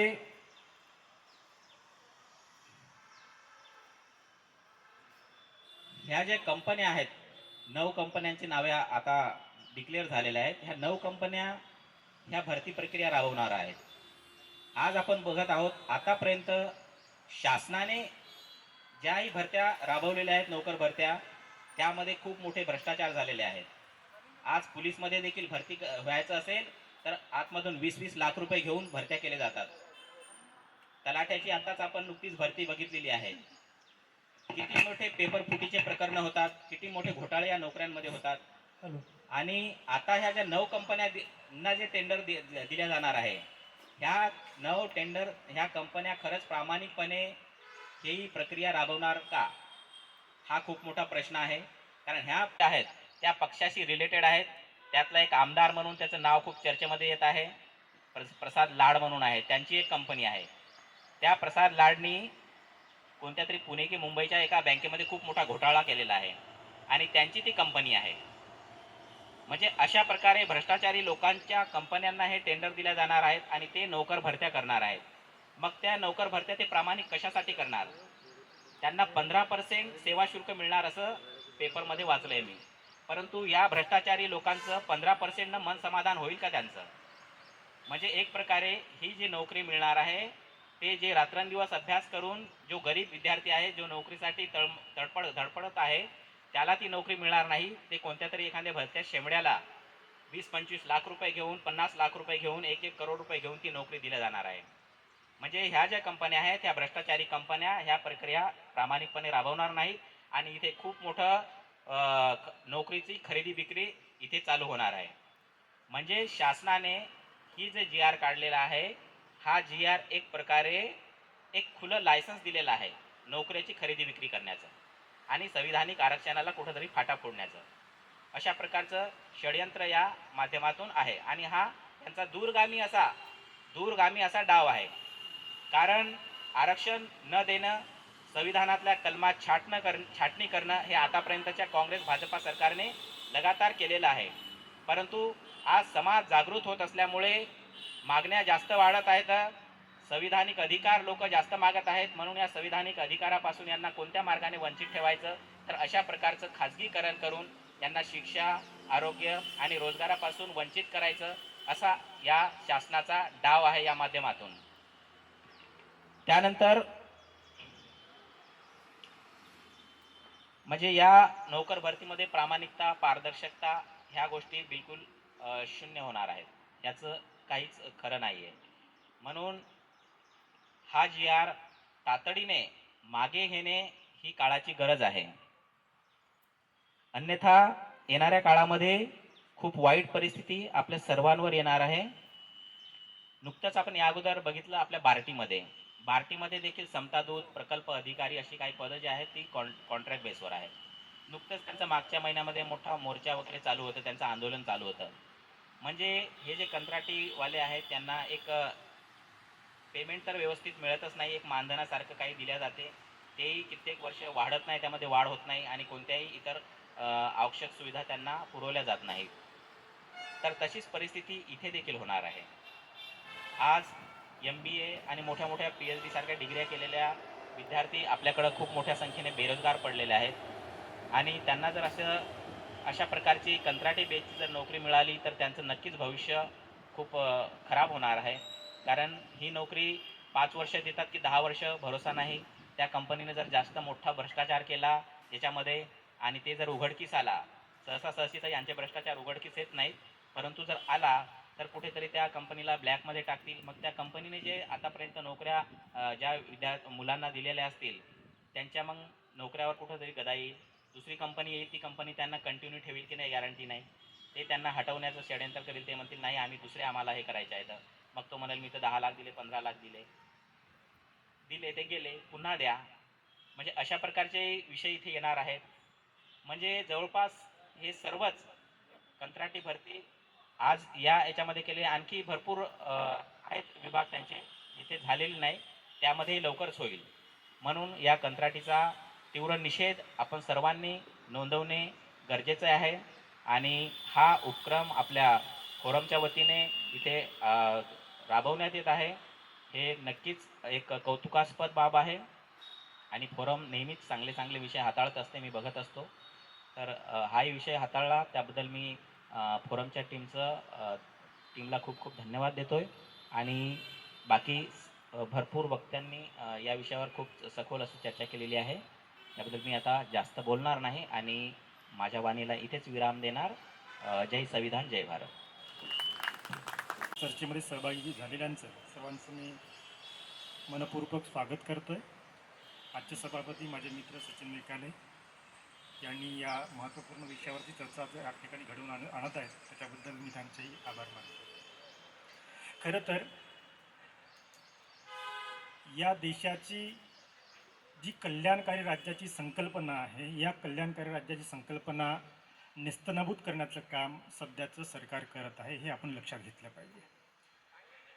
कल्याणकारी राज्याची संकल्पना आपण संविधानापासून आतापर्यंत ऐकत आलेलो आहोत आणि ज्या संविधानाच्या आधारावरती तळागाळात समाजातील संबंध वर्ग, शेतकरी, शेतमजूर, नोकरीपेशा सामान्य वर्ग हा जगत आलेला आहे, सर्वसामान्य चांगल्या पद्धतीने जगत आलेला, आपल्या हक्क अधिकारांसोबत जगत आलेला आहे. आणि हे द्यायचे नसेल तर तुमचे सुरुवातीला कल्याणकारी जे काही हक्क आहेत, मूलभूत हक्क आहेत, त्यांना डावलण्यासाठी ह्या सगळ्या प्रक्रिया सुरू झालेल्या आहेत. या ठिकाणी मला एक सांगायचं वाटतं की मार्गारेट थेचर हे इंग्लंडचे प्रधानमंत्री आणि त्यांच्या कालावधीमध्ये एक कन्सेप्ट आलेली होती, कारण औद्योगिकरणाची सुरुवात खास करून इंग्लंडमध्ये झालेली आहे आणि त्यांनी सांगितले होतं की आता आपण खूप काही लोकांना दिलेलं आहे, आता आम्हाला काही लोकांना काही देण्याची गरज नाही. आणि या मार्गारेट थेचरच्या पावलावर पाऊल ठेवून त्यातील एक अर्थतज्ञ 1945ला एक प्रबंध लिहितात आणि त्या प्रबंधात सांगतात की आता यापुढे तुम्हाला जर जगायचं असेल, तुम्हाला शिक्षण घ्यायचं असेल, तुम्हाला आरोग्याची सेवा पुरवायची असेल तर हे काही सरकारचं धोरण नाही, हे तुमची जबाबदारी. आतापर्यंत जे काही सरकारने तुम्हाला दिलेलं आहे ते खूप झालेलं आहे. कदाचित ते त्या ठिकाणी रेगन, मार्गारेट थेचर हे विसरलेले आहेत की या राज्याची स्थापना ज्या पद्धतीने लोकांनी केलेली आहे, ही राज्याची स्थापना एकामेकांसोबत कॉन्ट्रॅक्ट करून केलेली आहे. हा कॉन्ट्रॅक्ट कसा होता, तुम्ही माझ्या सुखदुःखात सहभागी व्हावं, मी तुमच्या सुखदुःखात सहभागी व्हावं, दुसऱ्या कोणत्याही टोळीकडून मलाच काही धोका निर्माण होणार नाही आणि माझ्याकडून तुम्हाला धोका होणार नाही, अशा प्रकारचा हा कॉन्ट्रॅक्ट होता. आणि आजही या कॉन्ट्रॅक्टच्या पद्धती ज्या काही आहेत, ज्या सुरुवातीला ज्या होत्या त्या आजही आपल्या लग्नमंडपामध्ये दिसत आहेत, एखाद्याच्या दुःखद प्रसंगामध्ये दिसत आहेत. एक समाज दुसऱ्या समाजाशी सोबत असतो, एक वर्ग दुसऱ्या समाजासोबत असतो, याला म्हणतात सामाजिक कराराचा सिद्धांत. आणि दुसरं, अशा प्रकारची ह्या राज्याची स्थापना झाली आणि या राज्याची स्थापना झाल्यानंतर आज आपण ह्या विकासाच्या पावलावर जेव्हा पाय ठेवलेला आहे, खास करून 1990-91 नंतर जे खाऊजाचे धोरण आलेलं आहे, ज्याला म्हणतो आपण खाजगीकरण, उदारीकरण आणि जागतिकीकरण. या जागतिकीकरणामध्ये खऱ्या अर्थानं आपण सुरुवातीला लक्ष दिलं नाही. या जागतिकीकरणाचा पहिला प्रॉब्लेम असा झालेला होता की औद्योगिकरणाची ही जी काही मोठमोठी आपल्याला उद्योग दिसत आहेत, ही उद्योगामध्ये आम्हाला कोणतं स्थान मिळणार आहे अशा हा पद्धतीचा विचार कोणत्याही या देशातील युवकांनी केलेला नव्हता. हा युवक नेहमीच झोपलेल्या अवस्थेमध्ये दिसून येतो आहे. जेव्हा याला काही मिळत नाही तेव्हा म्हणतो की आमच्याकडे रोजगार का नाही. परंतु जेव्हा आरोग्याच्या सेवा तुमच्याकडून संपवण्यात आल्या तेव्हा हा युवक कुठे गेला होता? जेव्हा तुमच्या शिक्षणाचं खाजगीकरण चाललेलं होतं तेव्हा हा युवक कुठे गेलेला होता? आणि याच युवकांचे आई वडील जेव्हा सरकारी शाळेतील शिक्षण न देता प्रायव्हेट शाळेतील जेव्हा शिक्षण देत होता आणि त्या प्रायव्हेट शाळेच्या शिक्षणासाठी याचा आई वडील जेव्हा दारोदारी फिरत होता, त्याच्या वडिलाला या का लक्षात आलं नाही की उद्या ही परिस्थिती माझ्या मुलावर पण येऊ शकतं. मित्रांनो, तुम्ही सुरुवातीला जे काही तुम्हाला पाहिजे होतं ते गमावलेले आहे आणि गमावलेलं याच सरकारने लक्षात घेतलं आणि त्याच्यामुळे तुमच्यावर ही परिस्थिती आलेली आहे की तुम्हाला आज या कल्याणकारी राज्याच्या संकल्पनेमधील हक्क, अधिकार आणि सामाजिक न्याय मिळत नाही. आज युवकांना हा जागृत आम्हाला दिसतो आहे. कदाचित याला नोकरीच्या आधारावरती म्हणजे खाजगी कंपन्यांना नोकरीचे अधिकार देतात त्याच्यामुळे आपण झोपलेलो होतो. मार्क्स सांगतो आहे की आम्ही जे गमावलेलं आहे ते गमावलेलं आहे, पण यानंतर तुम्हाला जर गमवायचं नसेल तुम्हाला सगळ्यांना युवकांना एकत्र यावं लागेल. कदाचित हा युवकांना या माध्यमातून तरी एकत्र यावं आणि लढावं. नोकऱ्यांची कमी नाही. मला आवर्जून तुम्हाला सांगायचं आहे की तुम्ही या देशातील प्रस्थापित समाजाच्या प्रस्थापित राजकारण्यांच्या मागे का जातात? तुम्ही स्वतःचा एक गट तयार करून तुम्ही 245-288 जागा लढण्याचा विचार का करत नाही? तुम्ही केवळ मागणारे न होता नंतर देणारे सुद्धा होऊ शकतात. या देशातील तळागाळातील कर्मचाऱ्यांचे, या देशातील शेतकऱ्यांचे, या देशातील शेतमजुरांचे प्रश्न तुम्ही घेऊन जनतेसमोर जा. जनतेला सांगा की यानंतर आम्ही कोणतेही खाजगीकरण करणार नाही. आम्ही जे काही खाजगीकरणामध्ये चालेल ते सरकारी धोरणाकडे करणार आहोत. जे काही बिजू पटनाईक ते ओडिसामध्ये निर्णय घेत आहेत ते निर्णय महाराष्ट्रामध्ये आम्ही घेणार आहोत. अशा प्रकारचा तुम्ही या समाजाला दिशादर्शक ठराव तुम्ही सांगा आणि पुढे जा, असं मला एक सांगायचं वाटते. या देशामध्ये जगामध्ये चिलीचे राष्ट्राध्यक्ष गॅब्रियल बोरिस हे कल्याणकारी राज्याची संकल्पना घेऊन समाजात जातात, आपल्या देशात जातात आणि त्या चिलीचे राष्ट्राध्यक्ष बनतात. आणि आपण नेहमी राजकारणावर ताशेरे ओढतो, पण जेव्हा राजकारणाचा मत देण्याचा अधिकार येतो त्यावेळी मात्र आपण ते मत देण्याचा अधिकार मात्र करत नाही. मला माहिती आहे युवा ग्रॅज्युएट फोरमच्या माध्यमातून आम्ही किती लोकांना फोन केले. आम्ही जितके रजिस्ट्रेशन केले होते कदाचित तेवढे रजिस्ट्रेशनच्या तेवढे मत पण झालेले आहेत. हा का? आपण कधीही एकाच बाजूला विचार करून चालणार नाही. तुम्ही या सरकारला विचारलं पाहिजे. अजितदादा पवार नेहमीच सांगतात आम्ही विकासासाठी बीजेपी सोबत गेलो, विकासासाठी शिंदेसोबत गेलो. तुम्ही कधी प्रतिप्रश्न का करत नाही की कोणत्या विकासासाठी गेले, याच विकासासाठी का? हा प्रतिप्रश्न तुम्हाला केला पाहिजे ना. 6 सप्टेंबरला जेव्हा हा खाजगीकरणाचा GR निघाला, किती लोकांनी ट्विटरवरती फेसबुकवरती तुम्ही तुमच्या स्वतःच्या प्रतिक्रिया नोंदविलेल्या आहेत. 18 सप्टेंबरला आता दुसरा एक GR निघालेला आहे की सगळ्या ज्या सरकारी शाळा आहेत ते एका खाजगी कंपनीला देऊ, त्यांची 20 करोड 10 कोटी 5 कोटी 3 कोटी अशा प्रकारची रक्कम घेऊ. जो सरकार या देशातील व्यवस्थेला, या देशातील विद्यार्थ्यांना शिक्षण देऊ शकत नाही, तो सरकार तुमचे भविष्य कधीच घडवू शकत नाही, हे आपण लक्षात घेतलं पाहिजे. आणि त्यामुळे नेहमी आपण लक्षात घेतलं पाहिजे की परफॉर्मन्स बेसच्या ज्या गोष्टी करतात ना, परफॉर्मन्स बेस कसं. आता आम्हाला सगळ्यांना आमच्या जनप्रतिनिधींना विचारलं पाहिजे की दादा रे, तुझं 2 वर्षात परफॉर्मन्स चांगला नाही ना, तुझी सुट्टी खाली, तुझी सीट जी 5 वर्षासाठी असते ना ती चालणार नाही. आता परफॉर्मन्स दाखवा आणि परफॉर्मन्स नसेल तर 2 वर्षामध्ये तुमची खुर्ची खाली करा. अशा प्रकारची मागणी आता युवकांनी केली पाहिजे. तेवढंच होऊन चालणार नाही. तुमच्यावरती जेवढा काही खर्च झालेला असेल, तुमच्या वेतनावर जो काही खर्च झालेला असेल, तुमच्या विविध सुविधावर सर्व खर्च झालेला असेल, तोही पगार शासनाकडे जमा केला पाहिजे, अशी आपल्याला मागणी केली पाहिजे. तरच खऱ्या अर्थानं कुठेतरी या राजकारण्यांवर अंकुश होऊ शकतो आणि तुमच्या आमच्या मनातील संविधान, तुमच्या आमच्या मनातील हा मूलभूत हक्क अधिकार हे जपण्यासाठी हे सरकार कुठेतरी प्रयत्न होईल. एक पुन्हा सांगतोय, जास्त काही बोलणार नाही. एक थिंकर्स आहेत म्हणजे इंग्लंडचे, मला वाटतं की त्यापैकी एकच घेतो, जेरेमी बेंथम. हा जेरेमी बेंथम एक नियम सांगतो आम्हाला की अधिकतम लोकांचं अधिकतम सुख याच्यावरती हा देश पुढे चालत राहील. परंतु ज्या देशात अधिकतम लोकांचे अधिकतम सुख ही कन्सेप्ट संपुष्टात येत असेल आणि काहीच लोकांचं जास्तीत जास्त सुख ही संकल्पना जर येत असेल तर या देशातील सगळ्या समाजाने सगळ्या वर्गाने एकत्र येऊन लढलं पाहिजे. कदाचित माझे आता सहकारी बोलले होते की आमदाराची संख्या कमी केली पाहिजे. उलट आमदाराची मी याच्या मताशी सहमत नाही. उलट आमदाराची संख्या जास्त करा, कारण एक रेशो पाहिजे की एक पोलीस किती लोकांचं संरक्षण करेल. आता मला वाटते 11,000 लोकांचं की 13,000 लोकांचं एकच पोलीस संरक्षण करतो. हे जगामध्ये कुठे हा रेशो नाही. एक डॉक्टर साधारणतः 18,000 रुग्णांचं संरक्षण करतो. हा रेशो कुठेही नाही. उलट आम्हाला हे वाढवावं लागेल. हे वाढलं तर सगळ्यांना प्रतिनिधी मिळेल. पण प्रतिनिधित्व निवडताना मात्र आपला त्या ठिकाणी जास्तीत जास्त सहभाग त्या ठिकाणी असायला पाहिजे. आणि दुसरी गोष्ट, परफॉर्मन्स बेस या पद्धतीने जेव्हा गोष्टी करतात ना सरकार, आपण या परफॉर्मन्सच्या नेहमीच पुढे असतो. हे आम्हाला सिद्ध करून दाखवावं लागेल आणि हे सिद्ध करण्यासाठी आम्हाला एकजुटीने प्रयत्न करावा लागेल. एवढंच बोलतो आणि या ठिकाणी थांबतो. मी म्हटलं का रे बाबा, म्हणे पोरीचा बाप आता सरकारी नोकरी विचारणार नाही. आणि हेच पोरं कावड यात्रेत दिसतात आपल्याला. हेच पोरं आपल्याला जो इथे भीम सकाळ होतो 0.2 ते म्हणतात कॅमेरामॅन फोकस करू. बरोबर आहे.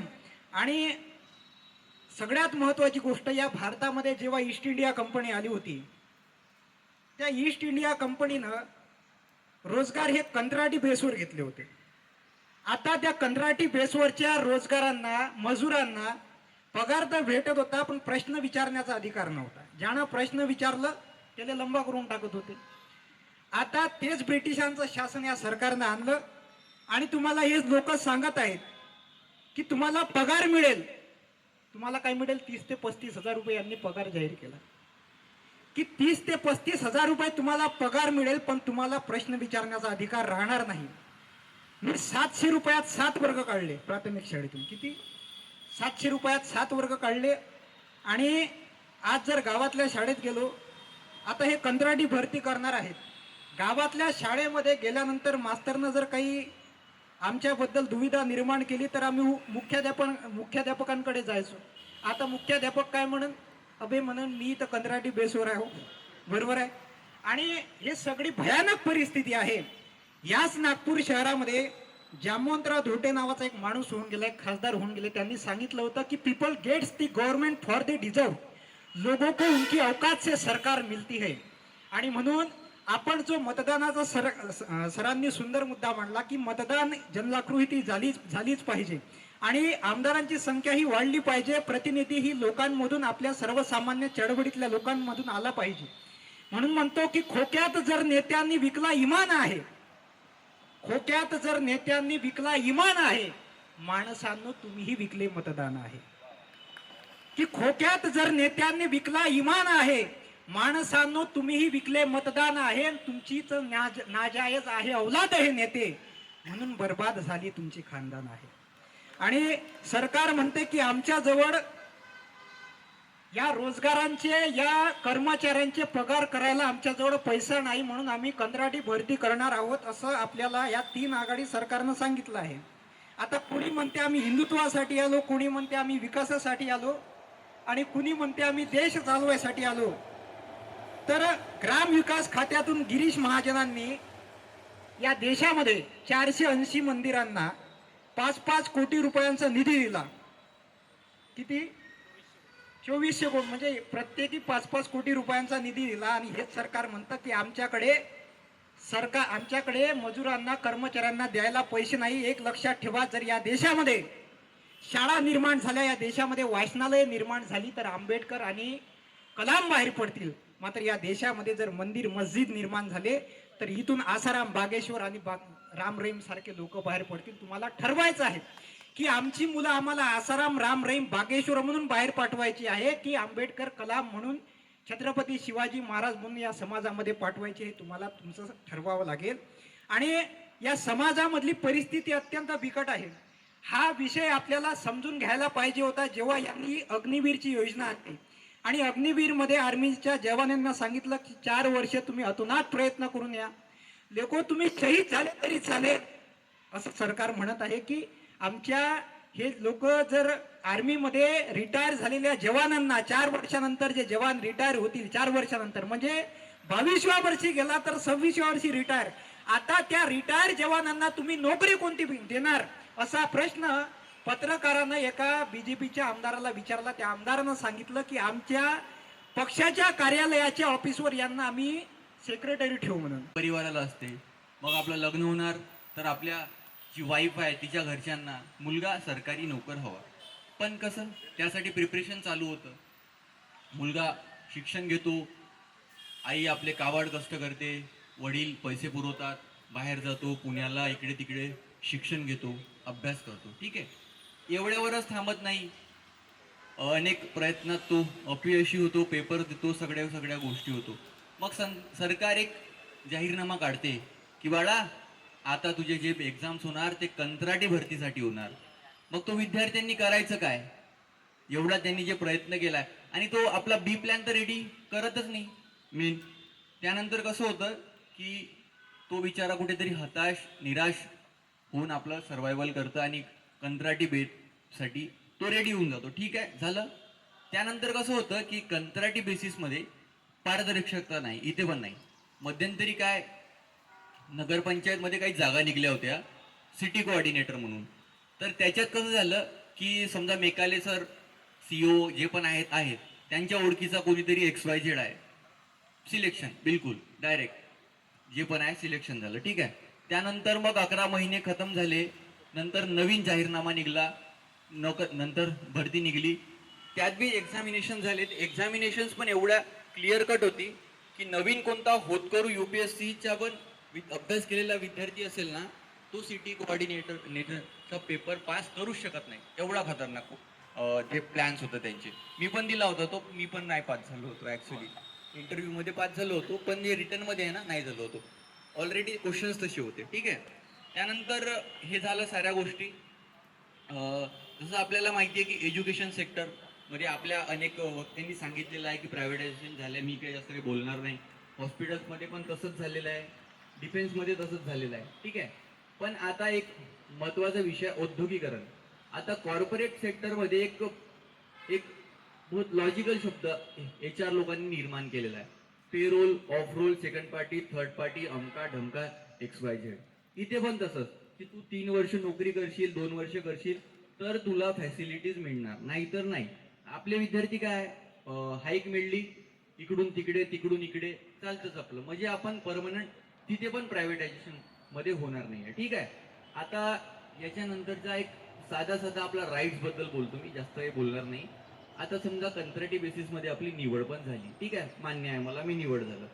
मग आपलं रिझर्वेशनचं काय, हा एक गंभीर विषय आहे ना. रिझर्वेशनसाठी आपण लढतो, आता OBC महासंघ वगैरे सगळे आपले आंदोलनासाठी लढत आहे. पण जर का रिझर्वेशनच राहिलं नाही नोकऱ्यांमध्ये, कंत्राटी झालं तर आपलं काय. ठीक आहे, त्यानंतर आता मी कंत्राटी नोकर आहे वा, मला तर आपले आवाज उचलता येणार नाही, कारण आमचे मोठे वरिष्ठ अधिकारी त्यांना मला सांगितलं बाळा मी जे बोलणार तेच तू बोल, बाकी काही बोलू नको. ठीक आहे, त्यानंतर मग चला माझा 11 महिने झाले, माझा वाद झाला, मला काढून टाकलं नोकरी. ठीक आहे, त्यानंतर मला आता दुसरीकडे नोकरी शोधायची आहे. मला योग्य ते हाईक मिळेल का, नाही, ऑब्विसली नाही. कारण कसं आहे की तू कंत्राटी होतास बाळा, तू काही तुला जे पण स्किल्स दुसऱ्या नोकरीला पाहिजे ते तुझ्याकडे नाही आहे. ठीक आहे, त्यानंतर जो एम्प्लॉई तिथे कंत्राटी म्हणून बसलाय त्याला ते क्वालिटीज होती का, ह्या साऱ्या गोष्टी ह्या इकोसिस्टीम मध्ये आहे. तर एवढंच बोलतो, धन्यवाद. नमस्कार, सर्व महामानवांना विनम्र अभिवादन करते. आणि आज जे youth parliament, open youth parliament इथे युवा ग्रॅज्युएट फोरमने जे ऑर्गनाईज केलं आहे त्या सर्वांचे मी अभिनंदन करते. आणि या प्रसंगी मला बोलण्याची एक संधी दिली. ॲक्च्युली आतापर्यंत आपण बघितलं की प्रत्येक इथे जे बसलेले आहेत सभासद या पार्लमेंटचे, त्यांनी आपले सगळे अनुभव आणि रियालिटी शेअर केलेली आहे.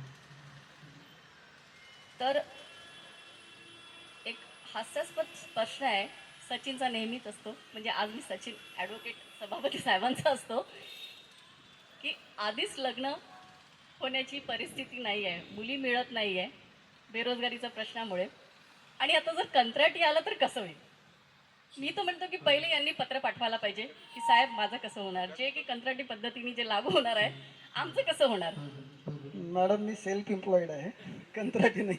नाही, जेव्हा व्हाल म्हणजे आता सेल्फ एम्प्लॉयमेंट असेल सुद्धा ही परिस्थिती आहे की आजकालचं कसं असतं वातावरण, सामाजिक वातावरणावर आपण जेव्हा जातो त्यावेळेस कुठेतरी कुणीतरी परमनंट असेल, जो आपला मुलगी किंवा मुलगी द्यायची जो प्रश्न उठतो की लग्नाचा जो प्रश्न उठतो, त्यावेळेस जो गव्हर्नमेंट असतो त्याला जास्त प्राधान्य दिलं जातं.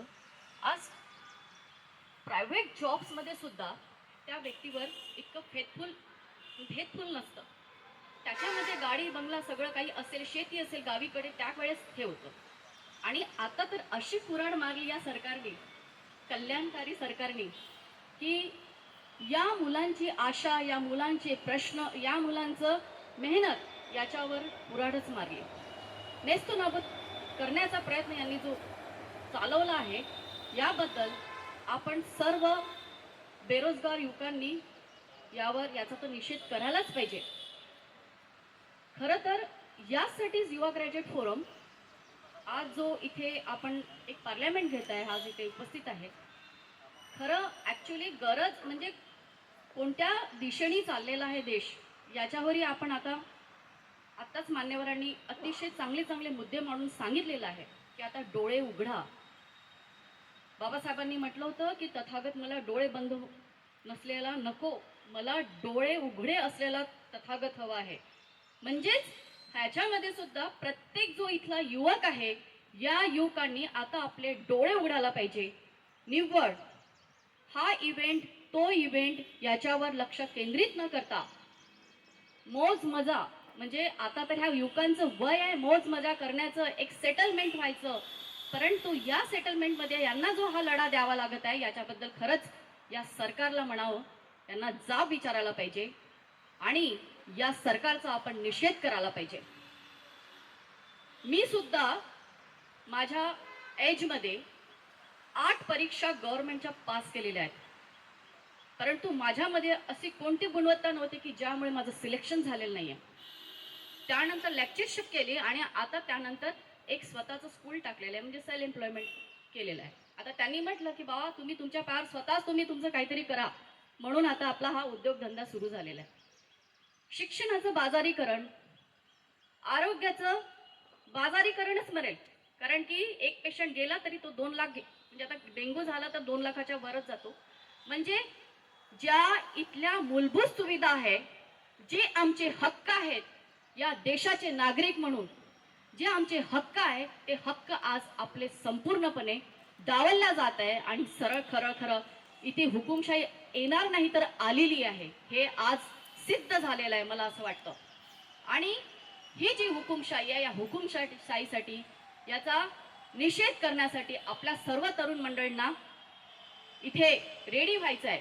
मी असं नाही म्हणत की आज तरुण मंडळी त्यासाठी लढतील, तर जे आपल्या समाजातील ज्या लोकांनी इथला आरक्षणाचा फायदा घेतलेला आहे, जे आता सिनियर सिटीजन्स आहेत, यांनी सुद्धा या लढ्यामध्ये उतरायला पाहिजे.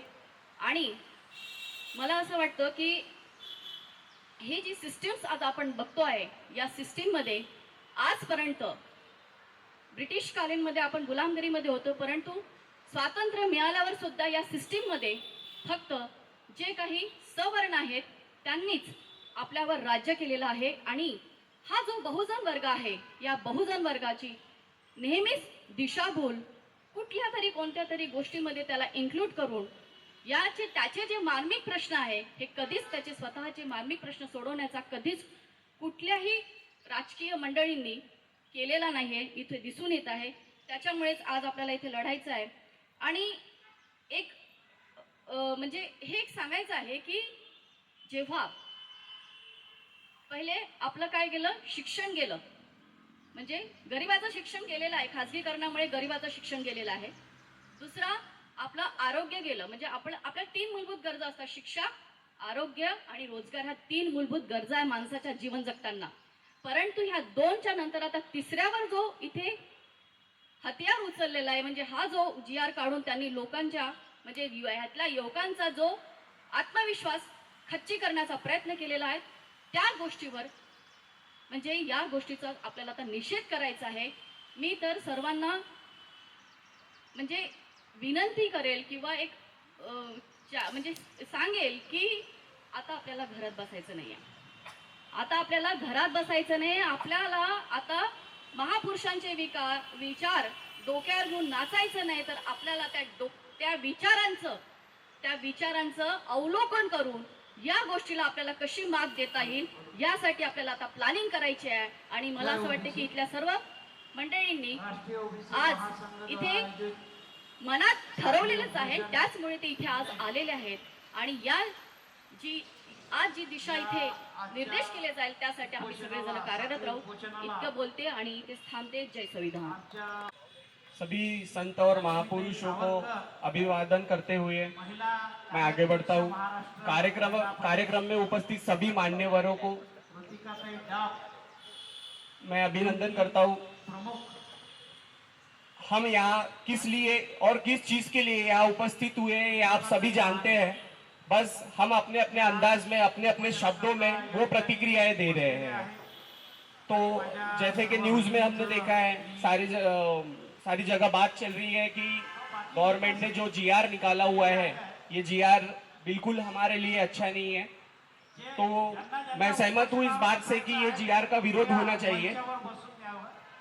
अभी ये जो सारी चीजें चल रही है, इसमें कहीं ना कहीं आप देख रहे होंगे कि राजनीतिक मुद्दे काफी दिए हुए हैं. जैसे कि हमारा जो हक है, हमारा संवैधानिक हक है, जो आरक्षण है, कहीं ना कहीं उस पर ये GR के द्वारा कहीं ना कहीं उस पर घात हो रहा है. तो इसके लिए हम सबको आगे बढ़ना चाहिए. जैसे कि हम देख रहे हैं कि किसी तरीके से वो हमें पीछे लाने की कोशिश कर रहे हैं. हमें आरक्षण इसलिए नहीं दिया हुआ है कि हम कहीं ना कहीं पिछड़े हुए हैं या हमें वो पोटेंशियल नहीं है. हमें आरक्षण इसलिए दिया गया है, हमें संवैधानिक हक इसलिए दिया गया है कि हमें भी अपनी प्रदर्शन करने मिले, हमें भी हमारी बात रखने का मौका मिले. जब हमें हमारी बात रखने का मौका ही नहीं मिलेगा तो हम अपने जो क्वालिटी है, हमें जो गुण है, वो कैसे हम सामने ला पाएंगे. सबसे बड़ा प्रश्न तो ये है. अभी ये सारी चीजें एक साथ नहीं हुई है, कहीं ना कहीं इसकी शुरुआत काफी पहले हुई है, कहीं ध्यान दिया गया नहीं है, ऐसा भी हम बोल सकते हैं. कहीं ना कहीं कुछ कमी रह गई है.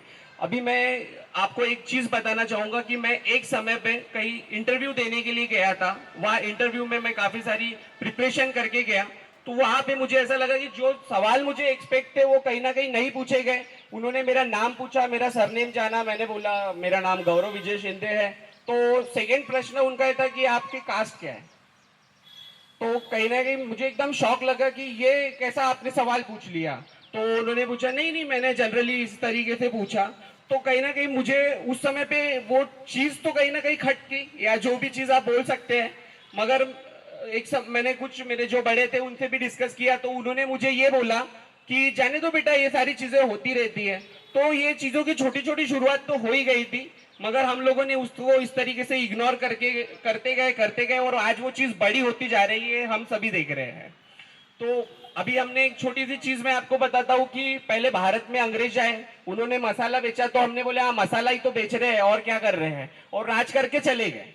अभी ये सब चीजें हो रही है, छोटी छोटी वो चीजें आप देख रहे हैं कि नहीं. पहले इन्होंने जैसे हमारे सर ने बोला कि अग्निवीर की शुरुआत हुई, तो उस समय भी कोई बहुत ज्यादा विरोध नहीं किया गया, तो उनके पैर और पसर गए. अभी चलो ये राज्य से अभी देश में कहीं ना कहीं शुरुआत हुई, तो चलो अभी राज्यों में लाते हैं. अभी हमारे यहाँ की महाराष्ट्र की जो सरकार है वो कहीं ना कहीं खुद कॉन्ट्रैक्ट बेसिस से ऐसा कहेंगे तो भी चलेगा. 2 साल आप बैठो, 2 साल हम बैठेंगे. तो उन्हें ऐसा लग रहा है कि हमारे युवाओं को भी इस चीज का मजा दिया जाए कि आप ये करिए, वो करिए, आप 2 साल में करिए. देखिए अगर इस तरीके से अगर सारी चीजें होती रही है तो हमारे जो लाइब्रेरी में बैठ के जो युवा कहीं ना कहीं पढ़ाई कर रहे हैं, रात दिन मेहनत कर रहे हैं, जो बच्चे बच्चियां मेहनत कर रहे हैं, उन्हें इस चीज की मतलब कहीं ना कहीं एक कहीं ना कहीं इस चीज से उनका मोरल तो डाउन हो गया है कि हम स्टडी करें या क्या करें, इस तरीके से जीआर लाएंगे तो हम क्या काम करेंगे और किस तरीके से हम आगे बढ़ेंगे। अभी उनको तो ऐसा लगेगा जिस तरीके से जीआर है तो चलो यार पढ़ाई छोड़ देते हैं, क्या मतलब अगर इस तरीके की चीजें रहे, और इतना जो पीछे उन्होंने मेहनत किया हुआ है वो उसका कहीं ना कहीं लॉस हो जाएगा। तो ये चीज तो नहीं होनी चाहिए। और अगर ये जीआर आता है तो इसमें सबसे ज्यादा फायदा जो एक टिपिकल वर्ड में क्या कहते हैं, चमचों को होगा, जो सांप के गाड़ी के पीछे घूम रहे हैं, सांप की रैलियों में दरी उठा रहे हैं। अभी मैंने देखा सर हमारे नागपुर के अंदर में जैसे कि कारपोरेशन में जगह निकली थी कचरे के लिए वगैरह, तो उसमें वही हुआ। मतलब अभी चलिए हम लोग थोड़ा पढ़े हैं तो कहीं ना कहीं एक जॉब है, हम कुछ ना कुछ कर ही रहे हैं, तो उसमें मैंने देखा मेरे जो साथ के दोस्त वगैरह हैं वो कहीं ना कहीं वो भर्ती देने के लिए भी गए, तो वो वहाँ पे उन्होंने देखा कि यार ग्रेजुएट लड़का है वो क्या ये कचरे वचरे के काम के लिए जा रहा है। अरे नहीं यार गौरव भाई ऐसा नहीं है, कुछ नहीं है तो चलो यार एक शुरुआत करते हैं। तो वो मेरे जो दोस्त है वो सभी उस चीज के लिए, उस भर्ती के लिए पहुंचे उस जगह पे। तो वहां पे जाकर उन्होंने देखा कि कहीं ना कहीं जो नगर सेवक है उनके वहां पे लेटर आए हुए थे, तो उन्होंने वही बंदों को लिया जिनके तरफ से रेफरेंस आया हुआ है। तो ये भी तो एक तरीके से आरक्षण ही हुआ ना, कि वो आरक्षण इस बेसिस पे है कि जो साहब के पीछे भागेगा, जो साहब का सुनेगा उसी को जगह मिलेंगी, और जो मेहनत कर रहा है उसका क्या, जो मेहनत कर रहा है उसका क्या क्या रहेगा। फिर ये सारी चीजें हैं। तो कहीं ना कहीं हम अपनी जो बात रख रहे हैं, जो हमने अपनी प्रतिक्रियाएं दी हुई है, इस प्रतिक्रिया को एक्शन में बदलना कहीं ना कहीं बहुत जरूरी है। शुरुआत भले छोटी ही क्यों ना हो, इतने लोगों से ही क्यों ना हो, बट इसे धीरे धीरे धीरे हमें आगे बढ़ाते रहना चाहिए। मुझे पर्सनली ये सारी चीजें लगती है। अभी यहाँ पे जो 9 कंपनियों को इन लोग ने कॉन्ट्रैक्ट दिया हुआ है, ये 9 कंपनियां कोई अलग से नहीं रहेंगी। इस पैनल में बैठे हुए वही लोग हैं, जीजा दीदी साला, ये जो रिलेशन है ना, यही रिलेशन के लोग बैठे हैं, और यहाँ वही लोगों को लिया जाएगा जो लोग इनसे जुड़े हुए हैं। और हमारे जो लोग हैं या जो मेहनत कर रहे हैं, जो ऑनेस्ट है, उन्हें कहीं ना कहीं उनका जो हक है वो नहीं मिल पाएगा, मुझे ऐसा लगता है। तो उसके लिए हम क्या कर सकते हैं, हमारे यूथ क्या कर सकते हैं कि जो कर सकता है देश में बदलाव वो कहीं ना कहीं यूथ ही कर सकता है। लाल बहादुर शास्त्री जी ने क्या नारा दिया था, जय जवान जय किसान, तो उसमें जवान का उल्लेख इसलिए है कि देश में जो भी बदलाव कर सकता है वो जवान कर सकता है। यहाँ पे सभी हम यूथ पार्लियामेंट की तरफ से आज जो एकत्रित हुए, तो कहीं ना कहीं इस चीज को जो हमने अपने मत दिए हुए हैं उस मत को लेकर इसमें एक्शन इंप्लीमेंट होना चाहिए, ये पर्सनली मुझे लगता है। और हमने सबने मिलकर इस चीज के लिए आगे बढ़ना चाहिए। और मैं ये सारी चीजें बोलकर मैं अपने शब्दों को विराम देता हूँ। और थैंक यू सचिन दादा, आपने मुझे यहाँ बोलने का मौका दिया। Thank you so much. जय हिंद। समाजसुधारकांना मी अभिवादन करतो। युवा फोरम आयोजित ओपन यूथ पार्लमेंट या कार्यक्रमामध्ये आजचे आमचे सभापती ॲडव्होकेट सचिन मेकाले सर आणि माझे सर्व सहकारी मित्र, मला वाटते मी उशिरा आलो त्याबद्दल थोडं दिलगिरी व्यक्त करतो। आणि सर्वांनी मुद्देसूद अभ्यासपूर्ण माझ्या सहकारी मित्रांनी मला वाटतं विषयाला धरून मांडणी केलेली आहे।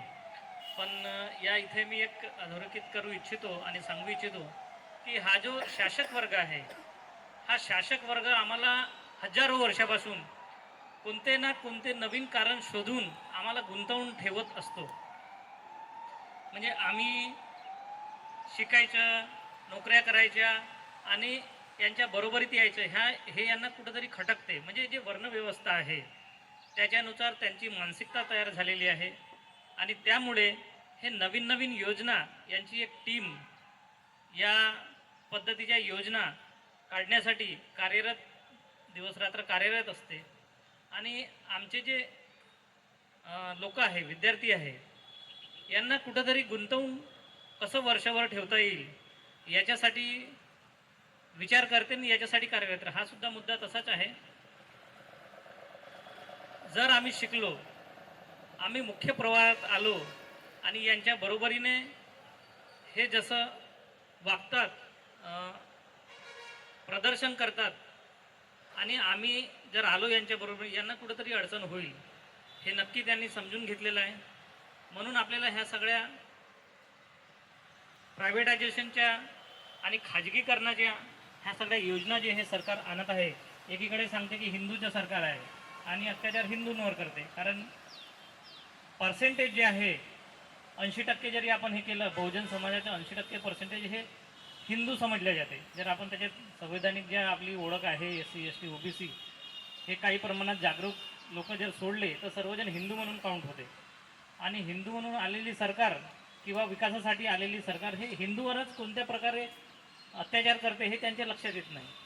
जर खाजगीकरणाचा विषय आहे, शिक्षणात खाजगीकरण झालं तर हे हिंदूंच्या पूर्ण नाही झालं. किंवा हिंदूंचे जे काही आता येणारे वंशज आहे, त्यांची पिढी आहे, हे त्यांच्यावरही झालं. त्यांना शिक्षण मिळणार नाही. महागाई झाली तर त्यांच्यावरही झाली. किंवा ज्या कोणत्या त्रास होणाऱ्या सगळ्या घटना आहे ह्या सगळ्या बहुसंख्य समाजाला म्हणजे आमच्या बहुजन समाजाला होणार आहेत. आणि हे सगळं जाणीवपूर्वक सुरू असते. याच्यात हे तुम्ही एक चांगला उपक्रम राबवला आणि मला वाटते हा सगळा गावखेड्यापर्यंत हा तुमचा कार्यक्रम पोहोचला पाहिजे. आणि जिथपर्यंत आपल्या बहुसंख्य लोकांची, बुद्धिजीवी लोकांची नीतिपत्तावान सरकार या देशात येणार नाही तिथपर्यंत मला वाटते ह्या सगळ्या ज्या अडचणी आहे किंवा आमच्या समस्या निर्माण करत आहे हे सरकार तिथपर्यंत सुरूच ठेवेल आणि तिथपर्यंत सुरूच राहील. आणि आम्हीसुद्धा आमचे प्रगती करण्याचे जे मार्ग आहे ते सगळे थांबवून, स्थगित करून ह्या सगळ्या उपक्रमात आम्हाला उडी घेऊन आम्हाला हेच सोडवण्यासाठी आपले सगळे श्रम, वेळ आणि पैसा आणि माइंड हा सगळा द्यावं लागत आहे. मी या ठिकाणी इतकेच बोलतो आणि मला इथं युथ पार्लमेंट युवा ग्रॅज्युएट फोरमच्या माध्यमातून बोलण्याची संधी दिली. आपण सर्वांनी मला ऐकून घेतलं त्याबद्दल आपले धन्यवाद व्यक्त करतो आणि मी थांबतो. धन्यवाद. सर्वप्रथम जय हिंद, जय भारत, जय भारतीय संविधान, जय जवान, जय किसान. सर्व महापुरुषांना त्रिवार अभिवादन करून मी माझा जो विषय आहे महाराष्ट्र शासनाच्या कंत्राटी नोकर भरतीवर माझा जाहीर विरोध, तीव्र निषेध आहे. त्याचं कारण असं मित्रांनो, मी वयाच्या जवळपास 18 वर्ष जेव्हा पूर्ण झाले त्या वयापासून मी जॉब करतो आहे प्रायव्हेट सेक्टर्समध्ये, गव्हर्नमेंट सेक्टर्समध्ये. आणि याचं म्हणण्याचं कारण की माझ्या या जीवनामध्ये जवळजवळ 17-18 कंपनीज होऊन गेल्या आहेत. कारण की या 17-18 कंपनीचा एक्सपिरियन्स मी अवघ्या तुम्हाला 5 ते 7 मिनटामध्ये सांगणार आहे. तर सगळ्यांनी शांतपणे ऐकून घ्यावं. सर्वप्रथम मी सुरुवात करतो एका व्हॉट्सअपवर आलेल्या एका मैसेजवरनं कि रोटी का कोई धर्म नहीं होता, पानी की कोई जात नहीं होती.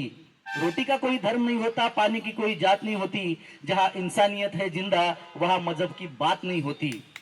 किसी को लगता है हिंदू खतरे में है, अरे किसी को लगता है हिंदू खतरे में है तो किसी को लगता है मुसलमान खतरे में है. धर्म का चश्मा उतार कर तो देखो यारो, आज भारत में इंसान, शिक्षा, रोजगार, स्वास्थ्य और सुरक्षा खतरे में है. इसका मुझे बहुत खेद है क्योंकि बड़े बड़े आमदार, बड़े बड़े खासदार और बड़े बड़े नेते आज सुरक्षा की बात करते हैं. और अभी 1 महीने पहले की बात है जहां मणिपुर में जिस प्रकार हिंसा हुई, एक नारी को, एक अबला को जिस तरह निर्वस्त्र करके घुमाया गया, तो लोगों को जो तीव्र विरोध, जो आंदोलन वहां पे हुआ है ये आप सब जानते हैं दोस्तों. और अभी 1 से मुझे लगता है 1.5 महीना हो गया है उस घटना को, जिस तरह से मीडिया में वो वायरल हुई. तो मैं यही कहना चाहूंगा दोस्तों की ये जो भरतियां है, मी मराठीत बोलेल की प्रसंग क्रमांक 1, मी जेव्हा 2003 मध्ये एका नामांकित विद्यालयामध्ये जॉबवर लागलो, नोकरीवर लागलो, तर तेव्हा त्या नोकरीवर लागत असताना कंत्राटी भरतीचं उदाहरण सांगतोय तुम्हाला की कंत्राटी भरती काय होते. माझ्यासोबतचा असलेला व्यक्ती जो एका साहेबांचा मुलगा होता, त्या मुलाला त्या शिफारसीने तिथे जॉईन करण्यात आला. आम्ही दोघे एकाच डिपार्टमेंटमध्ये होतो. एका डिपार्टमेंटमध्ये आम्ही कार्यरत असताना हळूहळू त्याचं गव्हर्नमेंटच्या याच्यामध्ये त्याला घेण्यात आलं, त्याला मान्यता देण्यात आली, कारण तो साहेबांचा अधिकारी होता, मुलगा होता. मी एका स्वीपरचा भाऊ होतो तेव्हा, त्यामुळे कदाचित माझ्याकडे दुर्लक्ष केलं गेलं. एका कॉलेजमध्ये 2 भाऊ कसे नोकरी करतात आहे, म्हणजे तेव्हा 1,500 रुपये पगार होता 2003 मध्ये. मी सकाळी 7 वाजता जायचो, 7 ते 3 माझा हा वेळ होता, परंतु यायला रात्रीचे 12 तर रात्रीचे 1 वाजायचे. ही सत्य परिस्थिती आहे. मला 100 करजी म्हणून म्हणायचे, 100 करजी समोसे लाव, 100 करजी नाश्ता लाओ, 100 करजी कंप्यूटर पोछो, 100 करजी ये करो, 100 करजी वो करो. 100 करजी तब करते थे.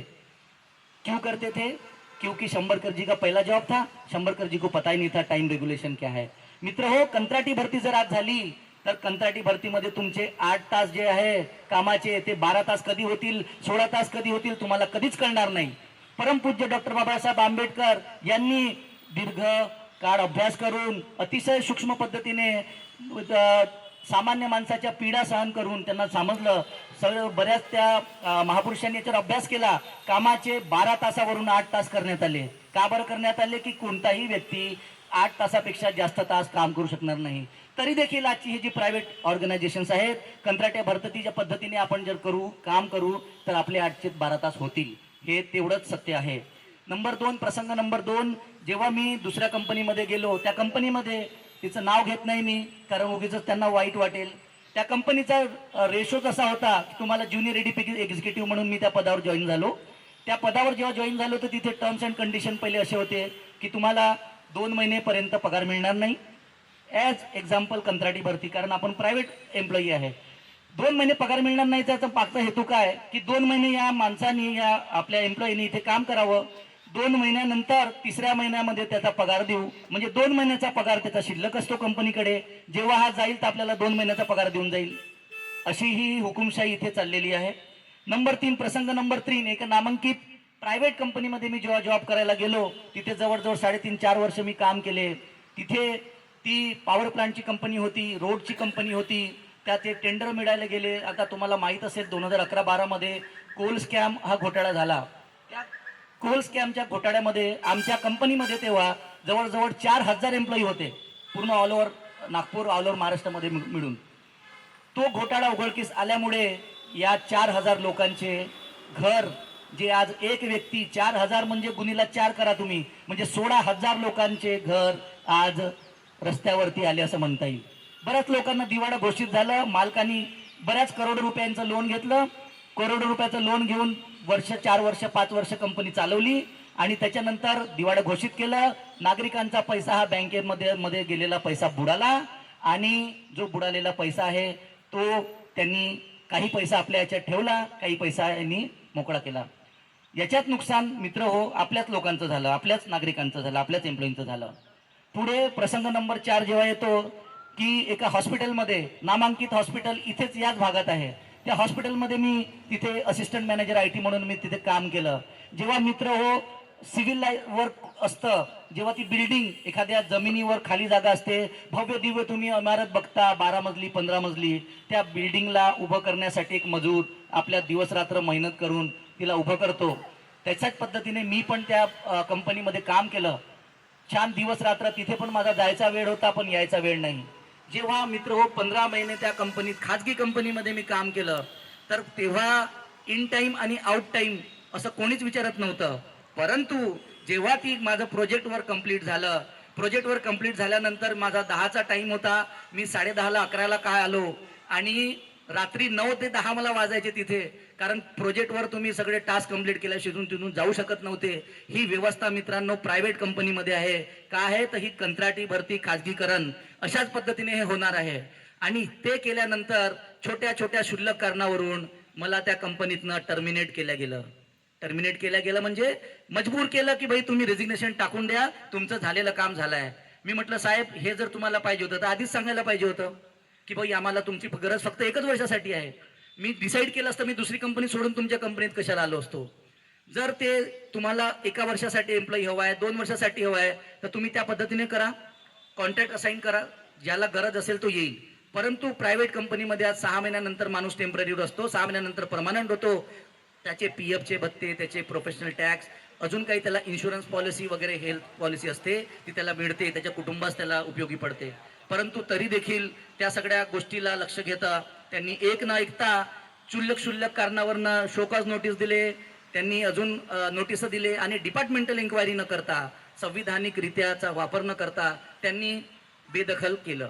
त्याच्यानंतर कोर्टात केस सुरू आहे मित्र हो. न्याय व्यवस्था इतकी खंडित झालेली आहे, तुम्हाला सांगतो न्याय व्यवस्थेमध्ये तारीख पे तारीख चलती है, तारीख पे तारीख चलती है, ॲडव्होकेट 500 से 1000 रुपये लेता है, कारण ती एक फीस त्यांची डिसाईड केलेली असते.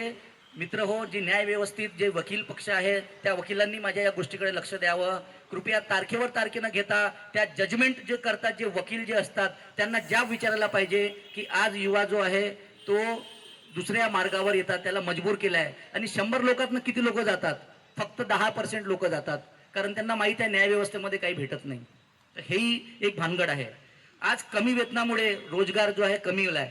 आजच्या तारखेमध्ये व्हॉट्सअप, सोशल मीडिया, यूट्यूब ज्या पद्धतीने व्हायरल होतात आहे, लोकांच्या मोबाईलवरती ऑनलाईन फ्रॉड्स नवीन नवीन ॲप येतात आहे. तुम्ही हा बिझनेस करा, इथे 1000 रुपये टाका, इथे 5000 टाका, तुम्हाला 50,000 मिळतील. युवा पिढी करणार काय? तिला social media, YouTube, Twitter, Facebook याच्याशिवाय दुसरा पर्याय नाही आहे. ती बसते आणि बघते, चल बाबा रोजगार नाही आहे तर रोजगार नाही आहे तर कमीत कमी आपण काहीतरी इन्व्हेस्टमेंट केलं पाहिजे. महिना 2 महिने ती कंपनी चालते.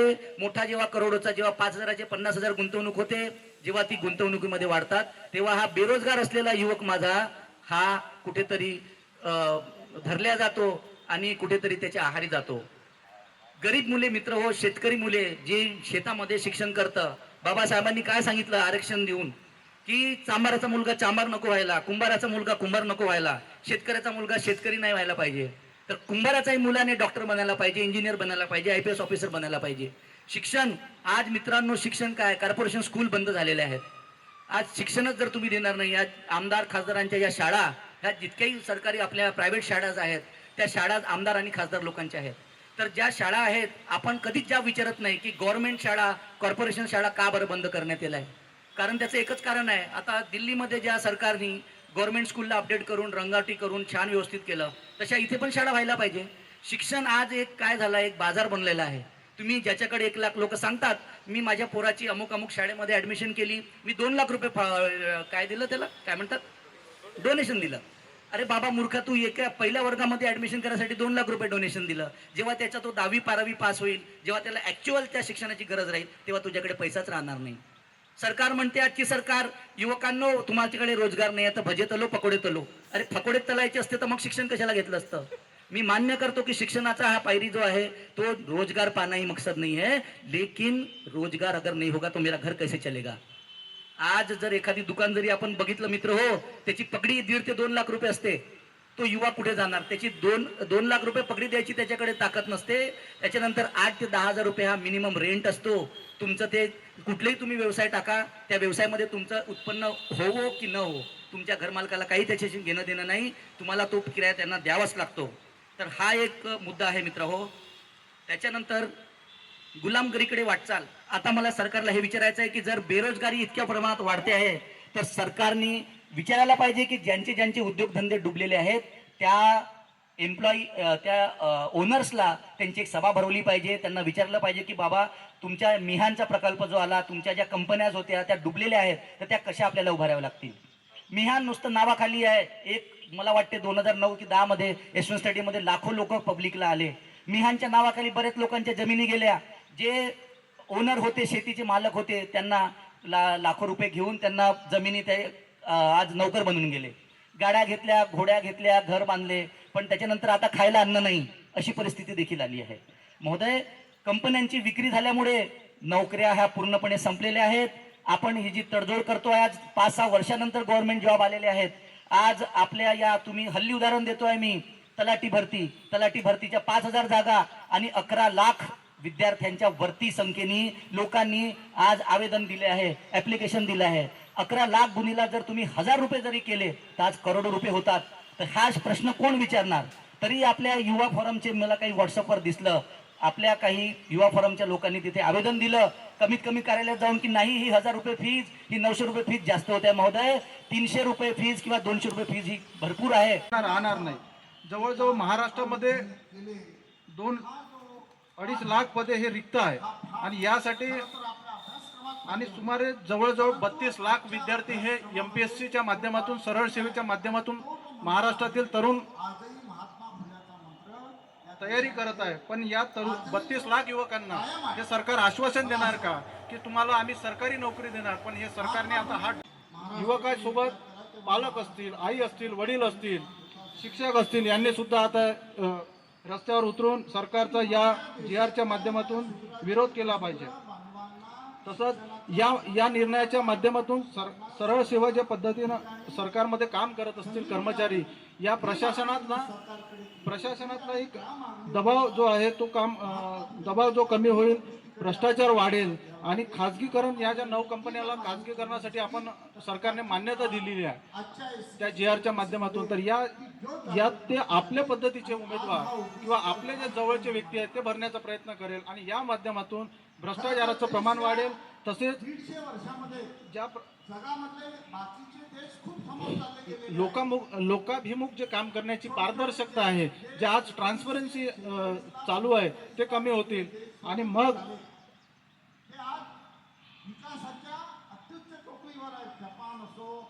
करताय आणि याला जर आपल्याला उलटून टाकायचं आहे तर आपल्याला सगळ्या तरुणांना एकत्र यावं लागेल.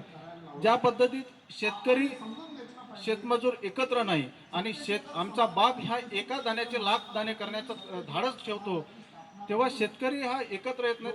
त्या शेतकऱ्याला आपला हमीभाव ठरवण्याचा, आपल्या नोकरीमध्ये आपल्या धान्याचा किंवा आपल्या पिकवलेल्या शेतमालाचा जो भाव आहे तो ठरवण्याचा अधिकार नाही. त्याचप्रमाणे आता सध्या या सरकारने नोकरीमधला किंवा आपण जे शिक्षण घेत आहोत त्या शिक्षण घेतल्यानंतर आपल्याला नोकरी मिळणार याची शाश्वती नाही. म्हणून मी या ठिकाणी आपल्या सर्वांना विनंती करतो की ज्या पद्धतीने या देशामध्ये शेतकऱ्यांना आपला हक्क किंवा आपण जो पिकवलेला माल ठरवण्याचा अधिकार नाही, त्याला एकत्र येऊन लढावं लागेल. त्याचप्रमाणे या युवकांना सुद्धा एकत्र येऊन लढावं लागेल आणि आपली नोकरी ही 100% पक्की होणार की नाही हे सरकारला जबाब विचारावं लागेल. आणि जोपर्यंत आपण जबाबदार होऊ नये, जोपर्यंत युवक एकत्र येणार नाही, शंड झाल्याशिवाय कोणत्या पक्षाचा झेंडा हातात घेतल्यापेक्षा जोपर्यंत आपल्या हक्कासाठी आपण लढणार नाही तोपर्यंत या ठिकाणी मला असं वाटते की सरकार हे आपल्याला हा निर्णय लादेल आणि आपण हा निर्णयाचं जे चालू आहे त्या जगणं मान्य करावं. जोपर्यंत आपला हक्क आपलं जगणं मान्य करणार नाही सरकार तोपर्यंत काही खरं नाही. म्हणून मी एवढंच सांगतो की तरुणांनी आणि या युवा ग्रॅज्युएट फोरमनी जो कार्यक्रम आयोजित केला, मी सांगतो की सगळे एकत्र येऊन आंदोलन कसं करता येईल, मोर्चे कसं करता येईल यासमोर आपण एक समोर तयारी करावी. आम्ही सगळे युवक आपल्या सोबत आहोत आणि याचा एक तरी ठोस कार्यक्रम येणाऱ्या काळात आपण करावा, एवढीच मी थांबतो. मुलांना आबाळपत्र करून स्वतः कर्जबाजारी होऊन इतर ठिकाणी गावला पाठवतात. काहून तर त्यांना चांगली सरकारी नोकरी मिळाली पाहिजे, कोचिंग लावून देतात. परंतु कंत्राटीकरणाद्वारे व TCS सारख्या IBS सारख्या कंपन्यांना एक्झाम घेण्याचे जे त्यांनी कॉन्ट्रॅक्ट दिलेले आहे ते पण कितपत आपले काम योग्य प्रकारे करत आहेत. सर्वप्रथम त्यांनी आपला घोटाळा करत आहेत. जे एक्झाम दे त्यांनी बुक्स छापतात, जे देतात क्वेश्चन ते क्वेश्चन येतात, दुसरे क्वेश्चन एक्झाम लगेच जातात. त्याचे ज्वलंत उदाहरण मी पण आहे. 2019 मध्ये मी तलाठीची एक्झाम द्यायला गेली, परंतु छोट्याशा मिस्टेकमुळे मला अंदर सुद्धा जाऊ नाही दिलं. का म्हणून तर पॅन कार्डवरती माझ्या वडिलाचं नाव नव्हतं, पण माझ्या मिस्टरांनी धावत जाऊन डॉक्युमेंट्स आणले, तरी पण त्यांनी मला एक्झाम नाही देऊ दिली. पण सरकारने माझी फीज वापस केली का? नाही केली. माझं एक छोटंसं दुकान आहे. सरकार असे करोडो लाखो विद्यार्थी एक्झाम देतात, बाहेर गावावरून येतात, त्यामध्ये क्लास 8 वाजता खर्च असतो. एवढे सारे विद्यार्थी बाहेरगावून येऊन सुद्धा जर त्यांना एक्झाम देण्याची परवानगी नसेल, मग अशा विद्यार्थ्यांनी काय करायचं? बेरोजगारी, भ्रष्टाचार, अत्याचार, अन्याय यामुळे मेंटॅलिटी पूर्णपणे युवा लोकांची बदलत झाली आहे. आज आपण बघतो की सरकारने जे आता ज्या 9 कंपन्या आणलेल्या आहेत त्या 9 कंपन्यांमध्ये CSID services private limited, access services limited, CSE governance services, innovative IT infrastructure limited, crystal इंडिडेट services, Sainik intelligence services, Singh intelligence security, Urmila intelligence services अशा या कंपन्यांना कॉन्ट्रॅक्ट देऊन सरकार चुकीचे धोरण राबवत आहे. एकीकडे आरक्षण व खाजगीकरण यामुळे जनतेमध्ये संभ्रम निर्माण करण्याचा हा सरकारचा डाव आहे. सरकारवर जर खरंच असे बोजे वाढले असेल तर कर्मचाऱ्यांची पदे कमी करण्यापेक्षा आमदाराची संख्या कमी करा. कशाला हवे 288 आमदार? एका जिल्ह्याकरता 1 किंवा 2च आमदार असले पाहिजेत. महाराष्ट्र कर्जमुक्त होईल. एक लिपिक जर 4 टेकाचे काम करू शकतो, तर प्राथमिकता शिक्षक 4 वर्ग सांभाळू शकतो, तर 1 पोलीस अधीक्षक जिल्ह्याचे काम करू शकतो, तर 1 किंवा 2च आमदार 1 जिल्ह्याचं काम का बरं नाही करू शकत? कशाला त्यांना भरघोस मानधन व पेन्शन? बोला आता तरी बोला, नाहीतर कधी नाही. सर्वांनी जागरूक व्हायला पाहिजे. खाजगीकरणाचा म्हणजे शिक्षणाचा हा पूर्णपणे व्यापार चालवलेला आहे सरकारने. सरकार जनतेला काय हवं आहे? रोजगार, आरोग्य सुविधा, सेवा, काय म्हणते त्याला सुविधा, आगे काय हवं आहे? पण त्या सरकारच्या डावामुळे लोकांना आयता 100 रुपयाचा सीधा देऊन त्यांना लाचार बनवण्याचा, गुलामीकडे वाटचाल करण्याचा हा सरकारचा डाव आहे. आपण जर आज काही त्यांच्याप्रती बोललो नाही किंवा आवाज जर नाही केला तर सरकार जो आधी 150 वर्षापूर्वीचा जो इतिहास होता तो डबल इतिहास घडवण्यामध्ये कुठेही चुकणार नाही. आणि मला वाटते की जरी हे सरकारी कंत्राटी धोरण अपनावले तरी पण आपण ज्या पद्धतीने जे एक्झाम घेतलेले आहे, घोटाळा झालेले आहे, ह्या घोटाळ्यामध्ये जे आरोपी आहेत आपण त्या कंत्राटी धोरणाला रोखू नाही शकलो, परंतु ज्यांनी आरोपी केले, ज्या सेटिंगमध्ये जे आरोपी आहेत त्यांना कुठेतरी म्हणजे कडक कारवाई झाली पाहिजे, त्यांच्यावर ॲक्शन घेतली पाहिजे, नाहीतर आपण काहीच करू शकणार आहे. आजच्या काळाची गरज आहे की आपण सर्वांनी एक होऊन सर्वांनी सरकारच्या विरोधात आवाज केली पाहिजे. हुकुमशाहीची जी वाटचाल त्यांनी सुरू केलेली आहे हे कुठेतरी आता थांबली पाहिजे. म्हणून मी शेवट जास्त वेळ न घेता एवढेच म्हणते की सच्चाई के राह पर चलने से ना तू डर, अपने हौसलों को तू कर बुलंद, होगी एक दिन तेरी भी जीत, उठा है जे जो तूने बगावत का बेड़ा, उससे ना तू कथा उससे ना तू कतर. जय भीम, जय संविधान. प्रीतम सरांनी जरा खेदही व्यक्त केला, वकिलांबद्दल जरा दुःखही व्यक्त केलं. आता शेवटी ते नैसर्गिक आहे माझ्याही हृदयाला टोचणं. प्रीतम सर फक्त एवढंच सांगतो की यूं ही कोई वकील नहीं बनता, यूं ही कोई वकील नहीं बनता, जवानी बर्बाद करने का हौसला चाहिए. आणि अभिमानानं सांगतो युवा ग्रॅज्युएट फोरमचा एक सक्रिय कार्यकर्ता या नात्याने की येणाऱ्या काळात एकही वकील उपाशी मरणार नाही.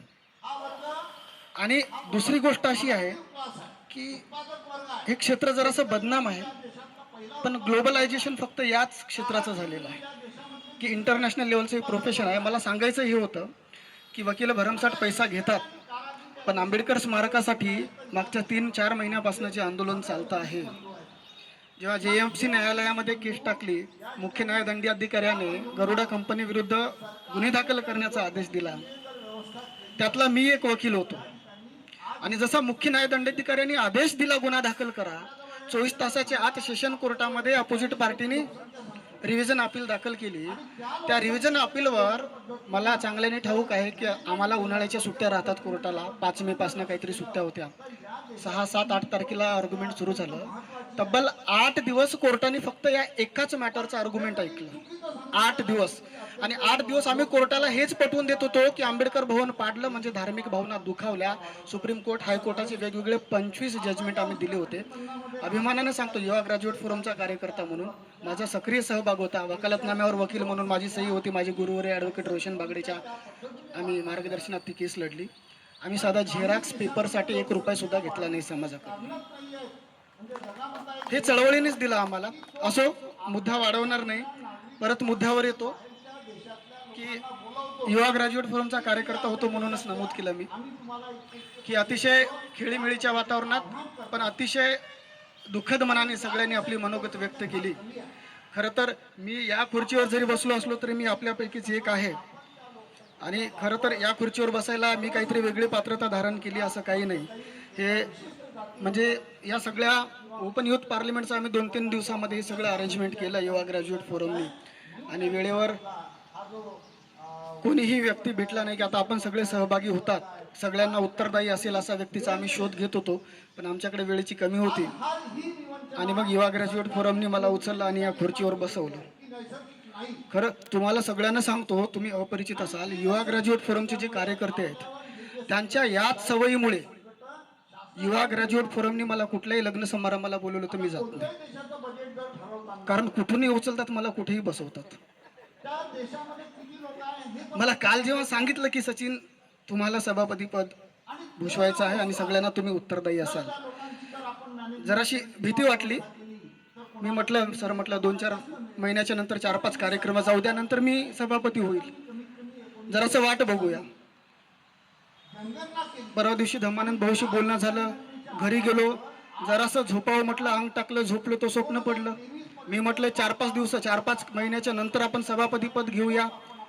झोपी गेलो, झोपीत आले लालकृष्ण अडवाणी. मी समजावत होतो स्वतःला, सबर का फल मिठा होता है, सबर का फल मिठा होता है. अडवाणीजी म्हटले उठ आणि जा सभापती पद घे, सबर का फल मिठा नाही होता है. मग जराशी हिंमत आली.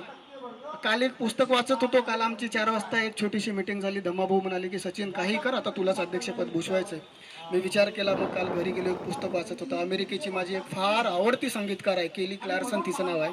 तिचं एक वाक्य मला नेहमी साथ देतं की केली क्लार्सन अशी म्हणते की ज्या गोष्टी तुमच्या आवाक्यात नाहीत, ज्या गोष्टी तुमच्या आवाक्यात नाहीत त्या गोष्टी नियती तुमच्या पदरात कधीच टाकत नाही. ज्या अर्थी तुम्ही इथे आला आहात, प्रत्येकामध्ये काहीतरी वेगळं पोटेन्शियल आहे जे या समस्येला आपण फेस करू शकतो. मला वाटतं वेळ फार झालाय, एक सभापतीचं एक उद्बोधन असावं. आज 24 सप्टेंबर, दोन अर्थाने हा दिवस बहुजन चळवळीमध्ये सत्कारी लागलेला आहे की 24 सप्टेंबर 1873ला महात्मा फुलेंनी या मातीमध्ये सत्यशोधक समाजाची स्थापना केली. त्या सत्यशोधक समाजाच्या 150वा वर्धापन दिन आज आपण साजरा करतो आहोत. सत्यशोधक समाजाच्या माध्यमातून महात्मा फुलेंनी सत्य शोधायला सांगितलं. सत्याच्या शोधात कंत्राटी भरती योग्य की अयोग्य यावर आम्ही चर्चासत्र आपण आयोजित केलं. आणि दुसरी एक बाजू अशी की हक्क आणि अधिकार मिळवण्यासाठी तुम्हाला प्रतिनिधित्व असलं पाहिजे. आणि त्या प्रतिनिधित्वाच्या संबंधाने डॉक्टर बाबासाहेब आंबेडकरांनी अखंड आयुष्यभर जो लढा पुकारला, त्याच प्रतिनिधित्वाच्या अनुषंगाने 24 सप्टेंबर 1931चा दिवस आमच्या जीवनामध्ये फार महत्वाचा आहे. म्हणजे आजच्याच तारखेला गांधी आणि डॉक्टर आंबेडकर मध्ये पुण्याच्या येरवडा जेल येथे पुणे करार झाला 24 सप्टेंबर 1931ला. बाबासाहेबांनी स्वतंत्र मतदारसंघ मागितले होते. त्यानंतर तुम्हाला काही राखीव मतदारसंघ देण्यात आले, स्वतंत्र देण्यात आले नाही. बाबासाहेबांची मागणी ही होती की ज्या समाजाचा प्रतिनिधी त्याच समाजाचे मतदार, पण तुम्हाला राखीव मतदारसंघ देण्यात आले. बाबासाहेबांच्या या मागणी संदर्भात गांधीजींनी उपोषण पुकारलं आणि पुणे करार झाला आणि तुम्हाला काही राखीव मतदारसंघ देण्यात आले.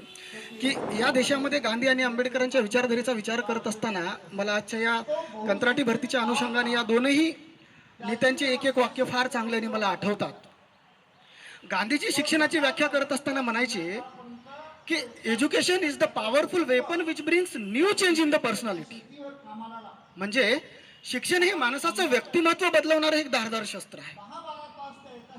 आणि अगदी याच वाक्यावर टीकात्मक बोलताना डॉक्टर बाबासाहेब आंबेडकर म्हणायचे की education is the powerful weapon which brings new change in the personality. It's true, but when if education system teaches that type of job as held in the society, our society do that type of job which is teaches in the classroom. बाबासाहेबांना हे अपेक्षित होतं की वर्गात जे शिकवलं जातंय ते समाजात घडू द्या आणि समाजात जे घडतंय ते वर्गात शिकवलं जाऊ द्या. आता शाळेमध्ये पाठवतो, 1 लाख रुपये डोनेशन देऊन पोराला प्री प्रायमरीला पाठवतो, नर्सरी KG1 KG2 ला पाठवतो. बाई पोराला त्या वर्गामध्ये शिकवते की रेन रेन गो अवे, आणि घरी आलं की आजोबा शिकवतात येरे येरे पावसा तुला देतो पैसा. हे विरुद्ध घडतंय की नाही घडतंय? म्हणजे आई लेकराला ती वॉटर बॅग भरून देताना म्हणते की बाळा हे गरम केलेलं पाणी आहे, उकळलेलं पाणी आहे, तुझं पाणी तू प्यायचं, तुझं पाणी दुसऱ्याला द्यायचं नाही, दुसऱ्याचं पाणी तू प्यायचं नाही. आणि पोरगा पहिल्या वर्गात शाळेत गेला की बाई शिकवते की संत एकनाथांनी काशीहून आणलेलं पाणी गाढवाला पाजलं.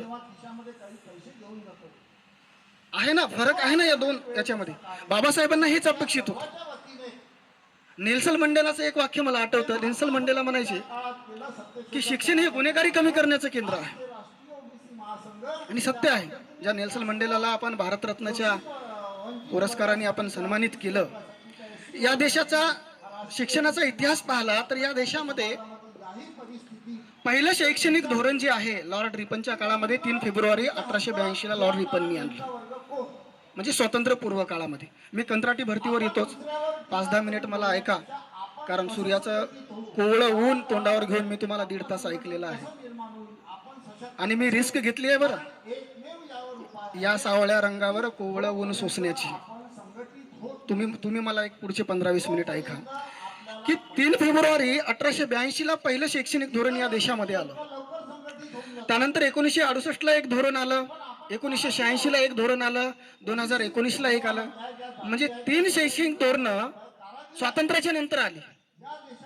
दीक्षितांनी फार महत्वपूर्ण मुद्द्यांना हात घातला. कोठारी आयोगाला तिने हात घातला. काही स्टॅटॅक्सित तिनं सांगितलं की जेव्हा कोठारी आयोगाच्या शिफारशींचा आपण विचार करतो की कोठारी म्हणजे मुदलियारचा जो शैक्षणिक अहवाल होता मुदलियार आयोगाचा, तिथून तर 1964ला आलेल्या कोठारी आयोगापर्यंतच्या शिफारशी जवळपास सारख्या होत्या. कोठारी आयोगाने प्राथमिक शिक्षणावर भाष्य केलं, कोठारी आयोगाने माध्यमिक शिक्षणावर भाष्य केलं, आणि 1986ला दुसरं शैक्षणिक धोरण आलं. आणि भारतीय संविधानाच्या कलम 45 मध्ये वय वर्षे 6 ते 14 पर्यंत प्रत्येक राज्य सरकार त्या त्या देशातल्या बालकांना प्राथमिक शिक्षण मोफत देण्यासाठी बांधील आहे, हे जे घटनेच्या कलम 45 मध्ये सांगण्यात आलं होतं 1946ला, त्या कलम 45ला उचलून भारतीय घटनेच्या कलम 21A मध्ये टाकण्यात आलं आणि त्याला मूलभूत अधिकार करण्यात आला. हा शिक्षणाचा प्रवास आहे, हा शिक्षणाचा प्रवास आहे.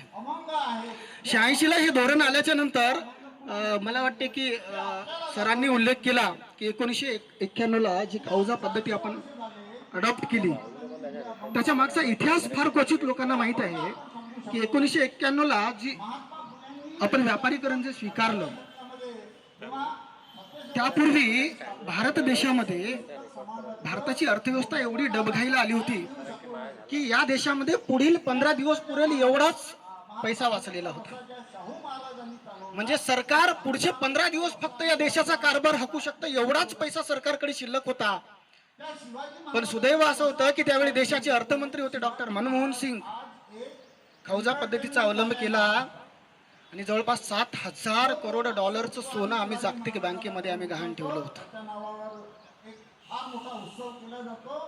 तिथून हा प्रवास जो सुरू होतो बांधवांनो, हे सरकार म्हणतं की एका कर्मचाऱ्याच्या, एका अधिकाऱ्याच्या पगारामध्ये की 4 कर्मचारी काम करतील. देशातला पैसा संपलाच नाहीये.